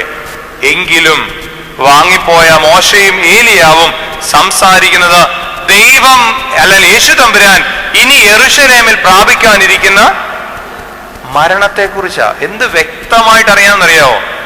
ലോകത്തിൽ ആർക്കും അറിയില്ല. പിന്നീട് പത്രോസ് അപ്പോസ്തലനോട് പോലും പറയുന്നത്, അല്ലെങ്കിൽ ശിഷ്യന്മാരോട് പറയുന്നത്, എനിക്ക് മരണം ഉണ്ടാകാൻ പോവാണ്, ഇന്നവരെ എന്നെ കുരിശിൽ തറയ്ക്കും, ഞാൻ 3 ദിവസം കഴിയും ഉയർത്തെഴുന്നേൽക്കും എന്നൊക്കെ യേശു തമ്പുരാൻ പറയുന്നത് പിന്നീടാ. അതിനേക്കാളും വ്യക്തമായ നിഗൂഢ സത്യം ആർക്ക് മനസ്സിലായി? അതുകൊണ്ടാണ് നമ്മുടെ ചില ആളുകളൊക്കെ പറയും, എന്റെ അച്ഛ ഇന്നലെ വൈകിട്ട് അമ്മച്ചി വന്നു. ഏതമ്മച്ചി? എന്റെ അമ്മച്ചി. അമ്മച്ചി വന്നു. എവിടെ വന്നു? എന്റെ അടുക്ക് വന്നപ്പോ അച്ഛ ഇന്നലെ രാത്രിയില്. അപ്പൊ അമ്മമ്മ ഉറങ്ങി കിടക്കുമല്ലായിരുന്നു. ആരെന്നച്ചാ? എന്റെ അമ്മച്ചി വന്നു. അപ്പൊ അമ്മച്ചി പണ്ട് മരിച്ചു പോയതല്ലേ? ആന്നച്ചാ, അമ്മച്ചി ആത്മാവിൽ വന്നു. എനിക്ക് മനസ്സിന് വിഷമം തട്ടിയെന്ന് എന്റെ അമ്മയാക്കി മനസ്സിലായപ്പം അമ്മ രാത്രിയിൽ എവിടെ വന്നു? എന്റെ അടുക്കൽ വരും. അതിന് യാതൊരു സംശയമില്ല. നമ്മുടെ എത്രയോ ആളുകൾ ഇവിടെ എനിക്ക് സ്വാഗതം പറഞ്ഞ അച്ഛൻ പറഞ്ഞു, ഞാൻ ഇവിടെ ഒരു 6 മാസം താമസിച്ച ഒരാളാണ്. ഞാൻ ഈ പള്ളിയുടെ മുറ്റത്ത് വെച്ച് ഒരു മുസ്ലിം സഹോദരി, കച്ചാനംകാരി ഒരു മുസ്ലിം സഹോദരി എന്നോട് പറഞ്ഞ കാര്യമാണ്, എന്റെ അച്ഛ ഒരു ജീവിതത്തിന്റെ ഘട്ടം എങ്ങനെ നയിക്കണമെന്ന് അറിയാതിരുന്ന സമയത്ത് ഒരു തേജസ്സുള്ള മനുഷ്യൻ എന്റെ അടുക്കൽ വന്നു. എന്റെ അടുക്കൽ വന്നിട്ട് എന്നോട് ഇന്നതുപോലൊക്കെ ചെയ്യാൻ പറഞ്ഞു. എനിക്ക് ആ തേജസ്സുള്ള മനുഷ്യനെ കാണാൻ കഴിഞ്ഞിട്ടില്ല, ആരാണെന്നും എനിക്കറിയത്തില്ല. പക്ഷെ എന്റെ മനസ്സിൽ അന്നേരം ഒരു ഉത്ബോധം ഉണ്ടായി, അത് പരുമല കൊച്ചു തിരുമേനിയാണ്. ഒരു ഓർത്തഡോക്സുകാരനും അല്ല പറഞ്ഞേ, ഒരു ഇസ്ലാം സഹോദരിയ എന്നോട് ആ കൗണ്ടറിന്റെ തൊട്ട് മുമ്പ് വെച്ച് പറഞ്ഞേ. പരിശുദ്ധനായ പരിമല കൊച്ചു തിരുമേനിയെ പോലുള്ളവർക്കൊക്കെ വളരെ വ്യക്തമായിട്ട് അറിയാം. ഇനി അപ്പൊ നമുക്കൊരു സംശയം ഇച്ചൂടൊന്ന് വരട്ടെ. അതിനുവേണ്ടി ഒരു ഒരു ഒരു ഒരു വാക്യം കൂടെ വായിക്കാം. ശമൂവേൽ പ്രവാചകന്റെ 1-ാം പുസ്തകം 28-ാം അധ്യായത്തിലെ ഒരു വാക്യം വായിച്ചേ. ആ വാക്യം ഏതാ അതിനകത്ത്? 3-ാമത്തെ വാക്യം വായിച്ചേ. എന്നാൽ ശമൂവേൽ മരിച്ചു പോയിരുന്നു, ഇസ്രായേലെല്ലാം അവനെ കുറിച്ച് വിലപിച്ച്. അത്രയും മതി. ശമൂവേൽ മരിച്ചു, ശമൂവേൽ പ്രവാചകൻ മരിച്ചു എന്നുള്ളതാണ് ശമൂവേൽ പ്രവാചകന്റെ 1-ാം പുസ്തകം 28-ാം അധ്യായം 3-ാം വാക്യത്തിൽ പറയുന്നത്. അതിനുശേഷം വരുന്ന വാചകമാണ് അടുത്ത വായിക്കുന്നത്. വായിച്ചേ, എത്രാം വാക്യം എന്ന് പറഞ്ഞു വായിച്ചേ. ഇസ്രായേലെല്ലാം അവനെ കുറിച്ച് എത്രാം വാക്യമാണെന്ന് പറഞ്ഞു വായിച്ചേ. 1 ശമൂവേൽ 28:3 കഴിഞ്ഞിട്ടുള്ള വാക്യം. ഞാൻ രണ്ടാമത് എഴുതിയിരിക്കുന്ന വാക്യം ഏതാ? 28:15. വായിച്ചേ. 15 മുതൽ അങ്ങ് വായിച്ചു. നീ എന്നെ വിളിച്ചതിനാൽ എന്റെ സ്വസ്ഥതയ്ക്ക് ഭംഗം വരുത്തിയത് എന്ത് എന്ന് ചോദിച്ചു. ഇതെന്താ സംഭവം നിങ്ങൾക്ക് അറിയാം. ശൗല് പണി കിട്ടി. ശൗലിന്റെ കൊള്ളരുതാഴ്മ കൊണ്ട്, ജീവിതത്തിന്റെ തിന്മ പ്രവർത്തികൾ കൊണ്ട് ശൗലിന് പണി കിട്ടി തുടങ്ങിയപ്പോ ശൗൽ ഉടനടി തന്നെ ഒരു വെളിച്ചപ്പാടത്തിയുടെ സഹായത്തോടു കൂടി ആരെ വിളിച്ചു വരുത്തിയെന്നറിയാമോ? ശമൂവേലിനെ വിളിച്ചു വരുന്നത്. ആ ശമൂവേൽ പറയുന്ന വാചകമാണ്, നീ എന്റെ സ്വസ്ഥതയ്ക്ക് ഭംഗം വരുത്തി. ഇനി താഴോട്ട് വായിച്ചു, മൊത്തം വായിച്ചു കഴിഞ്ഞ് ഞാൻ പറഞ്ഞോളാം. നീ എന്റെ സ്വസ്ഥതയ്ക്ക് ഭംഗം വരുത്തിയത് എന്തെന്ന് ചോദിച്ചു. അതിനെ ശൗൽ, ഞാൻ മഹാകഷ്ടത്തിലായിരിക്കുന്നു, ഫെലിസ്ത്യർ എന്നോട് യുദ്ധം ചെയ്യുന്നു, ദൈവം എന്നെ വിട്ടുമാറിയിരിക്കുന്നു, പ്രവാചകന്മാരെ കൊണ്ടാകട്ടെ സ്വപ്നം കൊണ്ടാകട്ടെ എന്നോട് ഉത്തരമരുളുന്നില്ല. അതുകൊണ്ട് ഞാൻ എന്ത് ചെയ്യണമെന്ന് എനിക്ക് പറഞ്ഞു തരേണ്ടതിന് ഞാൻ നിന്നെ വിളിപ്പിച്ച് എന്ന് ഉത്തരം പറഞ്ഞു. അതിനെ ശമൂവേൽ പറഞ്ഞത്, ദൈവം നിന്നെ വിട്ടുമാറി നിനക്ക് ശത്രുവായി തീർന്നിരിക്കുകയും നീ എന്തിന് എന്നോട് ചോദിക്കുന്നു? യഹോവ എന്നെ കൊണ്ട് പറയിച്ചതുപോലെ അവൻ നിന്നോട് ചെയ്തിരിക്കുന്നു. രാജത്വം യഹോവ നിന്റെ കയ്യിൽ നിന്ന് പറിച്ചെടുത്ത് നിന്റെ കൂട്ടുകാരനായ ദാവീദിന് കൊടുത്തിരിക്കുന്നു. നീ യഹോവയുടെ കൽപ്പന കേട്ടില്ല, അമാലേക്കിന്റെ മേൽ അവന്റെ ഉഗ്രകോപം നടത്തിയതുമില്ല. അതുകൊണ്ട് യഹോവ ഈ കാര്യം ഇന്ന് നിന്നോട് ചെയ്തിരിക്കുന്നു. യഹോവ നിന്നെയും ഇസ്രായേലിനെയും ഫെലിസ്ത്യരുടെ കയ്യിൽ ഏൽപ്പിക്കും. നാളെ നീയും നിന്റെ പുത്രന്മാരും എന്നോട് കൂടെ ആകും. അത്രയും മതി. ഞാൻ പിന്നീട് പറയാൻ മറന്നുപോയാലും അച്ഛനോടുള്ള നന്ദി പ്രത്യേകിച്ച് അറിയിക്കുക. കാരണം എനിക്കത് ഒരേ സമയത്ത് എടുത്തു വായിക്കാൻ കഴിയത്തില്ലാത്ത അതുകൊണ്ടാണ് ഞാൻ അച്ഛൻ്റെ സഹായം തേടി. നിങ്ങളൊന്ന് ആലോചിച്ച് നോക്കിയേ. ശമൂവേൽ എന്ന് പറയുന്ന വ്യക്തി മരിച്ചു. ശൗല് ലോകത്തിലെ തന്നെ പ്രബല രാജാവെന്ന് സ്വയം വിശേഷിപ്പിച്ചുകൊണ്ട് പ്രവർത്തിച്ച് നടക്കുക. ആ ശൗല് ഒന്ന് ചെയ്തിട്ടും, എന്തൊക്കെ നേർച്ച നേർന്നിട്ടും, എന്തൊക്കെ പ്രാർത്ഥന നടത്തിയിട്ടും ദൈവത്തിന്റെ പ്രവാചകന്മാരോ ആരും തന്നെ ശൗലിന് ഇനി എന്താ ചെയ്യേണ്ടതെന്ന് പറഞ്ഞു കൊടുക്കുന്നില്ല. അങ്ങനെ ആയപ്പോൾ ശൗൽ എന്തോ ചെയ്തു? ശമൂവേലിനെ വിളിച്ചു വരുത്തി. ശമൂവേൽ വന്നപ്പോ രസകരമായ ഒരു കാര്യം പറഞ്ഞു, നീ എന്റെ സ്വസ്ഥതയ്ക്ക് എന്തോ വരുത്തി? ഭംഗം വരുത്തി. കാരണം ഞാൻ എവിടെ ഇരിക്കുകയായിരുന്നു? ദൈവത്തിന്റെ അടുക്കൽ സ്വസ്ഥമായിട്ട് ഇരിക്കുക, ഒരു പ്രശ്നമില്ലാത്ത ഒരു സ്വസ്ഥമായിട്ടിരുന്നപ്പോഴാണ് നീ എന്നെ വിളിച്ചു വരുത്തിയത്. 1. 2, അവൻ പറയുകയാണ്, ദൈവം നിന്നെ വിട്ടുമാറിയിരിക്കുന്നു. ഇപ്പൊ ആരുടെ കാര്യം ശമൂവേലിന് അറിയാം? ദൈവത്തിന്റെ കാര്യം അറിയാം. നിങ്ങളൊന്ന് ചിന്തിച്ചു നോക്കിയേ, വളരെ രസകരമായിട്ട് ചിന്തിച്ചേ. ശമൂവേലിന് ദൈവത്തിന്റെ അടുക്കലായിരുന്നോണ്ട് ശമൂവേലിന് മനസ്സിലായി ശൗലിനെ ദൈവം വിട്ടുമാറിയിരിക്കുന്നു. 2, നിന്നെ ദൈവം അമാലേക്യരുടെ കയ്യിൽ ഏൽപ്പിക്കും. എന്താ ചെയ്യാൻ പോകുന്നത്? ദൈവം നിന്നെ അമാലേക്യരുടെ കയ്യിൽ ഏൽപ്പിക്കും. വ്യക്തമായി പറഞ്ഞു, ദൈവത്തിന്റെ പ്രവർത്തന പദ്ധതിയാ പറഞ്ഞു. 3, നാളെ ഈ സമയത്ത് നീയും നിന്റെ മക്കളും എൻ്റെ കൂടെ ഇരിക്കും. എൻ്റെ കൂടെ ഇരിക്കുന്നു പറഞ്ഞാൽ എവിടെ ഇരിക്കുന്ന? മരിച്ചിരിക്കുമെന്ന്. ഇത്ര വ്യക്തമായിട്ട് പറഞ്ഞു കൊടുക്കുന്ന വേദഭാഗമാണ്. നമ്മളൊക്കെ വായിച്ചിട്ടില്ലാത്തോണ്ടാ, വേദപുസ്തകം പഠിച്ചിട്ടില്ലാത്തോണ്ടാ ഇന്നും മരിച്ചുപോയവരെ കുറിച്ച് സംശയം വരുന്നത്. ഇന്നും മരിച്ചുപോയവരെ കുറിച്ച് സംശയം വരുന്നത് വേദപുസ്തകം പഠിച്ചിട്ടില്ലാത്തോണ്ടാ. ശൗലിന്റെ രാജാവിന്റെ അടുക്കൽ ശമൂവേൽ വളരെ വ്യക്തമായി പറയുകയാണ്, 1, നീ എന്റെ സ്വസ്ഥതയ്ക്ക് ഭംഗം വരുത്തി. 2, ദൈവം നിന്നോട് അകന്നിരിക്കുന്നു. 3, ദൈവം നിന്നെ നാളെ അമാലേക്യരുടെ കയ്യിൽ ഏൽപ്പിക്കും. 4, നീയും നിന്റെ മക്കളും നാളെ എന്റെ കൂടെ മരിച്ചവരുടെ ലോകത്തിരിക്കും. ഇതിനും വലിയ കാര്യം എന്നാ വേണ്ടി? ഇതിനും വലിയതായിട്ട് എന്നെ അറിവാ വേണ്ടി? ഇനി മരിച്ചവർക്ക് പ്രതികരിക്കാൻ കഴിയുമോ എന്നുള്ളതിന്റെ സംശയത്തിന് ഒരു ഭാഗം നമുക്ക് തീർന്നു. യേശു തമ്പുരാൻ എന്തെങ്കിലും മരിച്ചവരോട് ചെയ്യുന്നുണ്ടോ എന്ന് നോക്കാം. യേശു തമ്പുരാൻ എന്തെങ്കിലും മരിച്ചവരോട് ചെയ്യുന്നുണ്ടോ എന്ന് നോക്കാം. ഒരു പരിശുദ്ധനായ പത്രോസ് അപ്പോസ്തലൻ എഴുതിയ 1-ാം ലേഖനം 3-ാം അധ്യായം 19-ാമത്തെ വാക്യവും 4-ാം അധ്യായം 6-ാം വാക്യവും വായിച്ചാണ്. 3-ാം അധ്യായം 19-ാമത്തെ വാക്യം. ആത്മാവിൽ അവൻ ചെന്നു പണ്ട് നോഹയുടെ കാലത്ത് പെട്ടകമൊരുക്കുന്ന സമയം ദൈവം ദീർഘക്ഷമയോടെ കാത്തിരിക്കുമ്പോൾ അനുസരിക്കാത്തവരായ തടവിലുള്ള ആത്മാക്കളോട് പ്രസംഗിച്ചു. യേശു തമ്പുരാൻ ചെന്നു. എവിടെ ചെന്നു? ആത്മാവിൽ ചെന്നു. എവിടെ ചെന്നു? പാതാളത്തിൽ ചെന്നു. ബന്ധിക്കപ്പെട്ടിരുന്നവർ, സാത്താന്റെ ബന്ധനത്തിൽ, പാപത്തിന്റെ ബന്ധനത്തിൽ കിടന്ന ആത്മാക്കളോട് യേശു തമ്പുരാൻ എന്തോ പറഞ്ഞു എന്നാ പറഞ്ഞേ? മണ്ടത്തരം പ്രവൃത്തി ചെയ്യുവോ ദൈവം തമ്പുരാൻ? ദൈവം മണ്ടത്തരം ചെയ്യുവോ?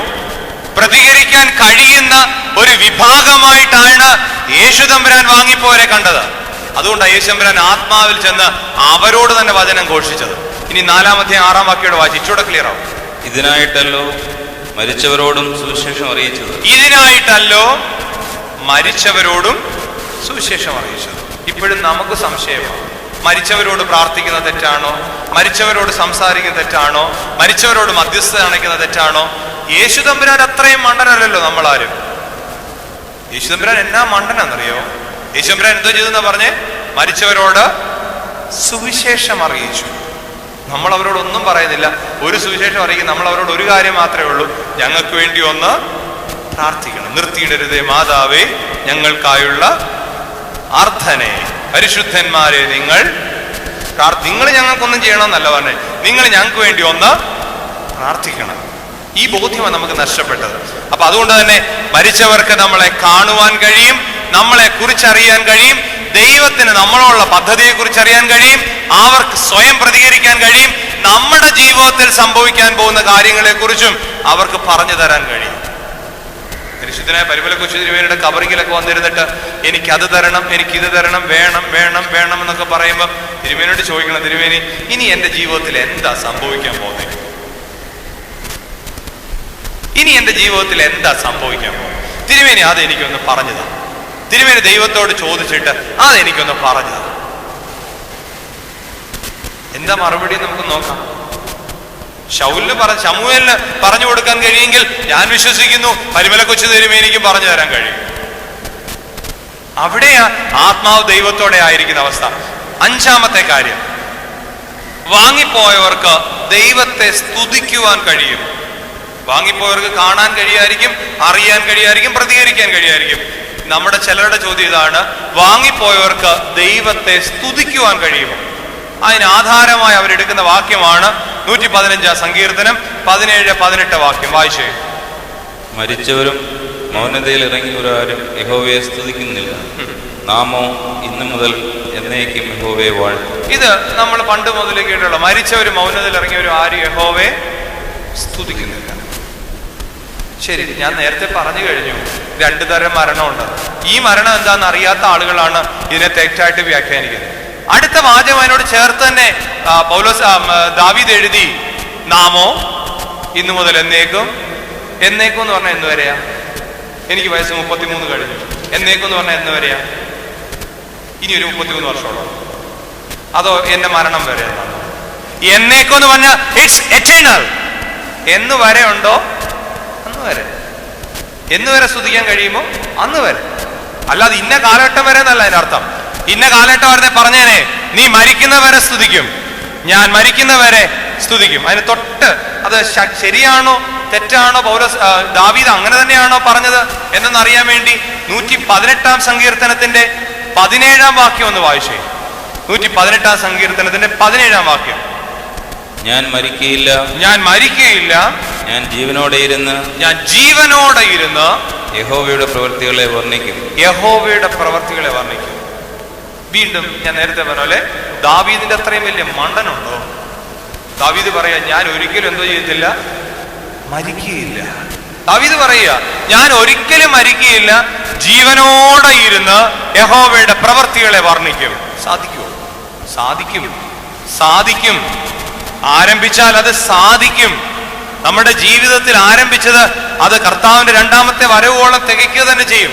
അതുകൊണ്ടാ ദാവീദ് പറഞ്ഞു, ഞാൻ മരിക്കുകയില്ല. അത് ശരീരപ്രകാരം മരിക്കത്തില്ലെന്നല്ല എൻ്റെ അർത്ഥം. ഈ മൺമയമായ, ഈ മർത്യമായ ശരീരത്തിൽ നിന്ന് ശൗല് പോകത്തില്ലെന്നുള്ള വ്യർത്ഥമായ മോഹമൊന്നും ദാവീദിനുണ്ടായിരുന്നില്ല. ഇത് മരിക്കുമെന്ന് തന്നെ ദാവീദിന് ബോധ്യമുണ്ട്.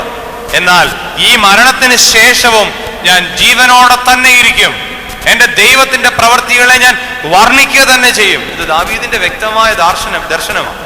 ഇനിയും നമുക്ക് ഒന്ന് രണ്ട് ഉദാഹരണം നോക്കാം. പഴയ നിയമത്തിൽ എന്താ പറയുന്നത്, പുതിയ നിയമത്തിൽ എന്താ പറയുന്നത്? ഉൽപ്പത്തി പുസ്തകം 4-ാം അധ്യായം 10-ാം വാക്യം. അതിനെ അവൻ അരുളി ചെയ്തത്, നീ എന്ത് ചെയ്തു? നിന്റെ അനുജന്റെ രക്തത്തിന്റെ ശബ്ദം ഭൂമിയിൽ നിന്ന് എന്നോട് നിലവിളിക്കുന്നു. സഹോദരനെ കൊന്നു കഴിഞ്ഞു കഴിഞ്ഞപ്പം ദൈവം പറയുകയാണ് കായീനോട്, കായീനെ നീ എന്ത് ചെയ്തു? നിന്റെ സഹോദരൻ മരിച്ചു, പക്ഷെ അവന്റെ രക്തം ഇപ്പോഴും എന്തോ ചെയ്തുകൊണ്ടിരിക്കുന്നുണ്ട്, ദൈവത്തോട് നിലവിളിച്ചുകൊണ്ടിരിക്കുക. ഇനി എബ്രായർക്ക് എഴുതിയ ലേഖനം 11-ാം അധ്യായം 4-ാം വാക്യോടെ വായിച്ചേ. മരിച്ചുപോയ ഹാബേല് ദൈവത്തോട് സംസാരിക്കുന്ന പഴയ നിയമം പറയുന്നു, ഉൽപ്പത്തി പുസ്തകം പറയുന്നത്. ഇനിയും 11-ാം അധ്യായം 4-ാം വാക്യോടെ എബ്രായർക്ക് എഴുതിയ ലേഖനം 11-ാം അധ്യായം അതിന് 4-ാമത്തെ വാക്യം. എബ്രായർക്ക് എഴുതിയ ലേഖനം, പഴയ നിയമത്തിൽ ഞാൻ പറഞ്ഞു ഹാബേലിന് ദൈവത്തോട് സംസാരിച്ചോണ്ടിരിക്കുക. ആ ദൈവത്തോട് സംസാരിച്ചതിന്റെ പ്രതിധ്വനിയാണ് ദൈവം കായീനോട് ചോദിച്ചത്, നിന്റെ സഹോദരൻ എന്നോട് നിലവിളിച്ചുകൊണ്ടിരിക്കുക, നീ എന്തോ ചെയ്തു?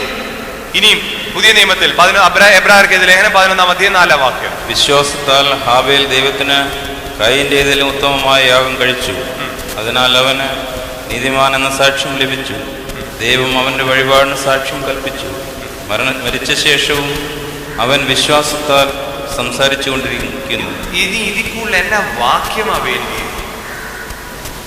ഒരു വിശ്വാസിക്ക്, ബോധമുള്ളവന്, വിശ്വാസി എന്നുള്ള വാക്യം എനിക്ക് തിരിച്ചെടുത്തോട്ടെ, ബോധമുള്ളവന് ഇതിൽ കൂടുതൽ എന്നാ വാക്യമാ വേണ്ടിയത്? മരിച്ച ശേഷവും ഹാബേല് വിശ്വാസത്തോടെ ദൈവത്തോട് സംസാരിച്ചുകൊണ്ടേയിരുന്നു. ഇനിയും പറയുക മരിച്ചവർ സംസാരിക്കത്തില്ല, മരിച്ചവർ സംസാരിക്കത്തില്ല. എങ്ങനെ പറയാൻ കഴിയുന്നു എനിക്കറിയത്തില്ല, എങ്ങനെ പറയാൻ കഴിയുന്നു എനിക്കറിയത്തില്ല. പക്ഷെ എനിക്ക് ഒരു കാര്യം ബോധ്യമുണ്ട്. ഫിലിപ്പിയർക്ക് 1-ാം ലേഖനം 4-ാം വാക്യം വായിക്കാം. എനിക്ക് ഒരു കാര്യം ബോധ്യമുണ്ട്, ജീവനോടെ ഇരിക്കുമ്പം ഒന്ന് ആരംഭിക്കേണ്ട ആവശ്യമുണ്ടെന്നാണ് എൻ്റെ വിശ്വാസം. ജീവനോടെ ഇരിക്കുമ്പം സ്തുതിക്കേണ്ട ഒരു ആവശ്യം ഉണ്ട് എന്ന് തന്നെയാണ്. അല്ലാതെ ജീവിച്ചു കഴിഞ്ഞതിന് ശേഷം അങ്ങ് സ്തുതിക്കാമെന്നല്ല. ഫിലിപ്പിയർക്ക് ലേഖനം 1-ാം അധ്യായം 4-ാം വാക്യം ഒന്ന് വായിച്ചേ. എപ്പോഴും സന്തോഷത്തോടെ പ്രാർത്ഥിച്ചും നിങ്ങളിൽ നല്ല പ്രവൃത്തിയെ ആരംഭിച്ചവൻ യേശുക്രിസ്തുവിന്റെ നാളോളം അതിനെ തികയ്ക്കുമെന്ന് ഉറപ്പായി. നിങ്ങളിൽ നല്ല പ്രവൃത്തികൾ ആരംഭിച്ചവൻ യേശുക്രിസ്തുവിന്റെ 2ാമത്തെ വരവ് വരെ അതിനെ തികയ്ക്കും, യാതൊരു സംശയമില്ല. ഞാൻ അതുകൊണ്ടാ പറഞ്ഞേ, ഭൂമിയിൽ ജീവിച്ചിരുന്ന കാലത്ത് ദൈവത്തെയൊക്കെ സ്തുതിക്കണം. നമ്മുടെ ചില അച്ചായന്മാരുണ്ട്, 70 വയസ്സായി കഴിഞ്ഞ അച്ഛാ ഇപ്പൊ വെള്ളമൊക്കെ അടിക്കുമോ? ഓ ഇല്ല, ഓ മതിയാക്കി അച്ഛാ, വേണ്ട, എന്നാ ചുരുണ്ടു കൂടി കഴിഞ്ഞു, മക്കളെടുത്തിട്ട് ചാമ്പി കഴിഞ്ഞു, ഇനി വെള്ളമടി ഇല്ലെന്നാ പറയാം. നേരെ നല്ല കാലത്ത് ഇത് നല്ലപോലെ അങ്ങ് ആസ്വദിച്ചങ്ങ് ജീവിച്ചു. ഇപ്പൊ ചുരുണ്ടു കൂടി കഴിഞ്ഞപ്പം പിന്നെ ഭക്തി മാർഗം, അങ്ങനത്തെ ഒരു മാർഗത്തെ കുറിച്ചല്ല ഞാൻ പറയണേ. ആയ കാലത്തോടെ ദൈവത്തെ സ്തുതിക്കാൻ കഴിയണം. ആയ കാലത്ത് തോന്നിയ രീതി ജീവിച്ചിട്ട് പിന്നെ അങ്ങ് വന്ന് ദൈവത്തെ സ്തുതിക്കാമെന്നുള്ള വാക്യമല്ല. ദൈവത്തിന് അങ്ങനെ ഉള്ളെങ്കിൽ കൂടി ആയ കാലത്ത് തോന്നിയ പോലെ, പിന്നെ ആകാത്ത കാലം ആയി കഴിഞ്ഞപ്പോഴത്തേക്ക് നിലവിളിയും പരിവട്ടവും അങ്ങോട്ടോട്ടോ ഇങ്ങോട്ടോട്ടോ ഒക്കെ ആയിട്ട് ജീവിക്കുന്ന കാര്യത്തെ കുറിച്ചല്ല ഞാൻ പറഞ്ഞേ.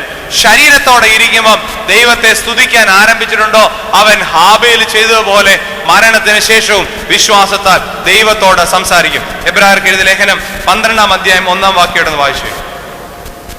ആകയാൽ നാമും സാക്ഷികളുടെ ഇത്ര വലിയൊരു സമൂഹം നമുക്ക് ചുറ്റും നിൽക്കും. നിങ്ങൾക്കറിയാം 11-ാം അധ്യായം എന്ന് പറയുന്നത് വിശ്വാസ വീരന്മാരായ ആളുകളുടെ കാര്യമാണ് പറഞ്ഞേക്കുന്നത്. ഹാബേലിന്റെ കാര്യവും നോഹയുടെ കാര്യമൊക്കെ ചേർന്നിട്ട്, അബ്രഹാമിന്റെ കാര്യമൊക്കെ ചേർന്ന് വലിയ ഒരു വിശ്വാസ വീരന്മാരെ കുറിച്ചാണ് പറഞ്ഞേക്കുന്നത്. എന്നിട്ട് 12-ാം അധ്യായത്തിന്റെ 1-ാം വാക്യത്തിൽ പറയാ, ആകയാൽ നാമും സാക്ഷികളുടെ ഇത്ര വലിയ സമൂഹവും നമുക്ക് ചുറ്റും നിൽക്കുന്നത് കൊണ്ട്. ഈ വാക്കൊക്കെ എഴുതുന്നത് ചുമ്മാതല്ല, പരിശുദ്ധാത്മാവ് മനുഷ്യനെ കൊണ്ട് എഴുതിക്കുന്ന, പരിശുദ്ധാത്മാവ് ഇങ്ങനെ എഴുതിച്ചു, ആകയാൽ നാമും സാക്ഷികളുടെ ഇത്ര വലിയ സമൂഹം നമുക്ക് ചുറ്റും നിൽക്കുന്നു എന്ന് പറഞ്ഞാൽ എന്താ അർത്ഥം? ചത്തിരിക്കുന്നു, ജീവനോടെ നിൽക്കുന്നു. ജീവനോടെ നിൽക്കുന്നു എന്നാ. എന്റെ വല്യപ്പച്ചൻ ജീവനോടെ നിൽക്കുന്നു എന്നാ. പരിശുദ്ധനായ പരിമല കൊച്ചു തിരുമേനി ജീവനോടെ നിൽക്കുന്നു എന്നാ എന്റെ ചുറ്റും. അതുകൊണ്ട് ആ പഴയ കാലത്ത് പഠിപ്പിച്ചു, നിന്റെ തലക്കൽ ഇന്നാള്, നിന്റെ കാൽക്കൽ ഇന്നാള്, നിന്റെ ഇടതുവശത്ത് ഇന്നാള്, നിന്റെ വലതുവശത്ത് ഇന്നാള് നിൽക്കുന്നു, ഞാൻ സമാധാനമായിട്ട് ഉറങ്ങും.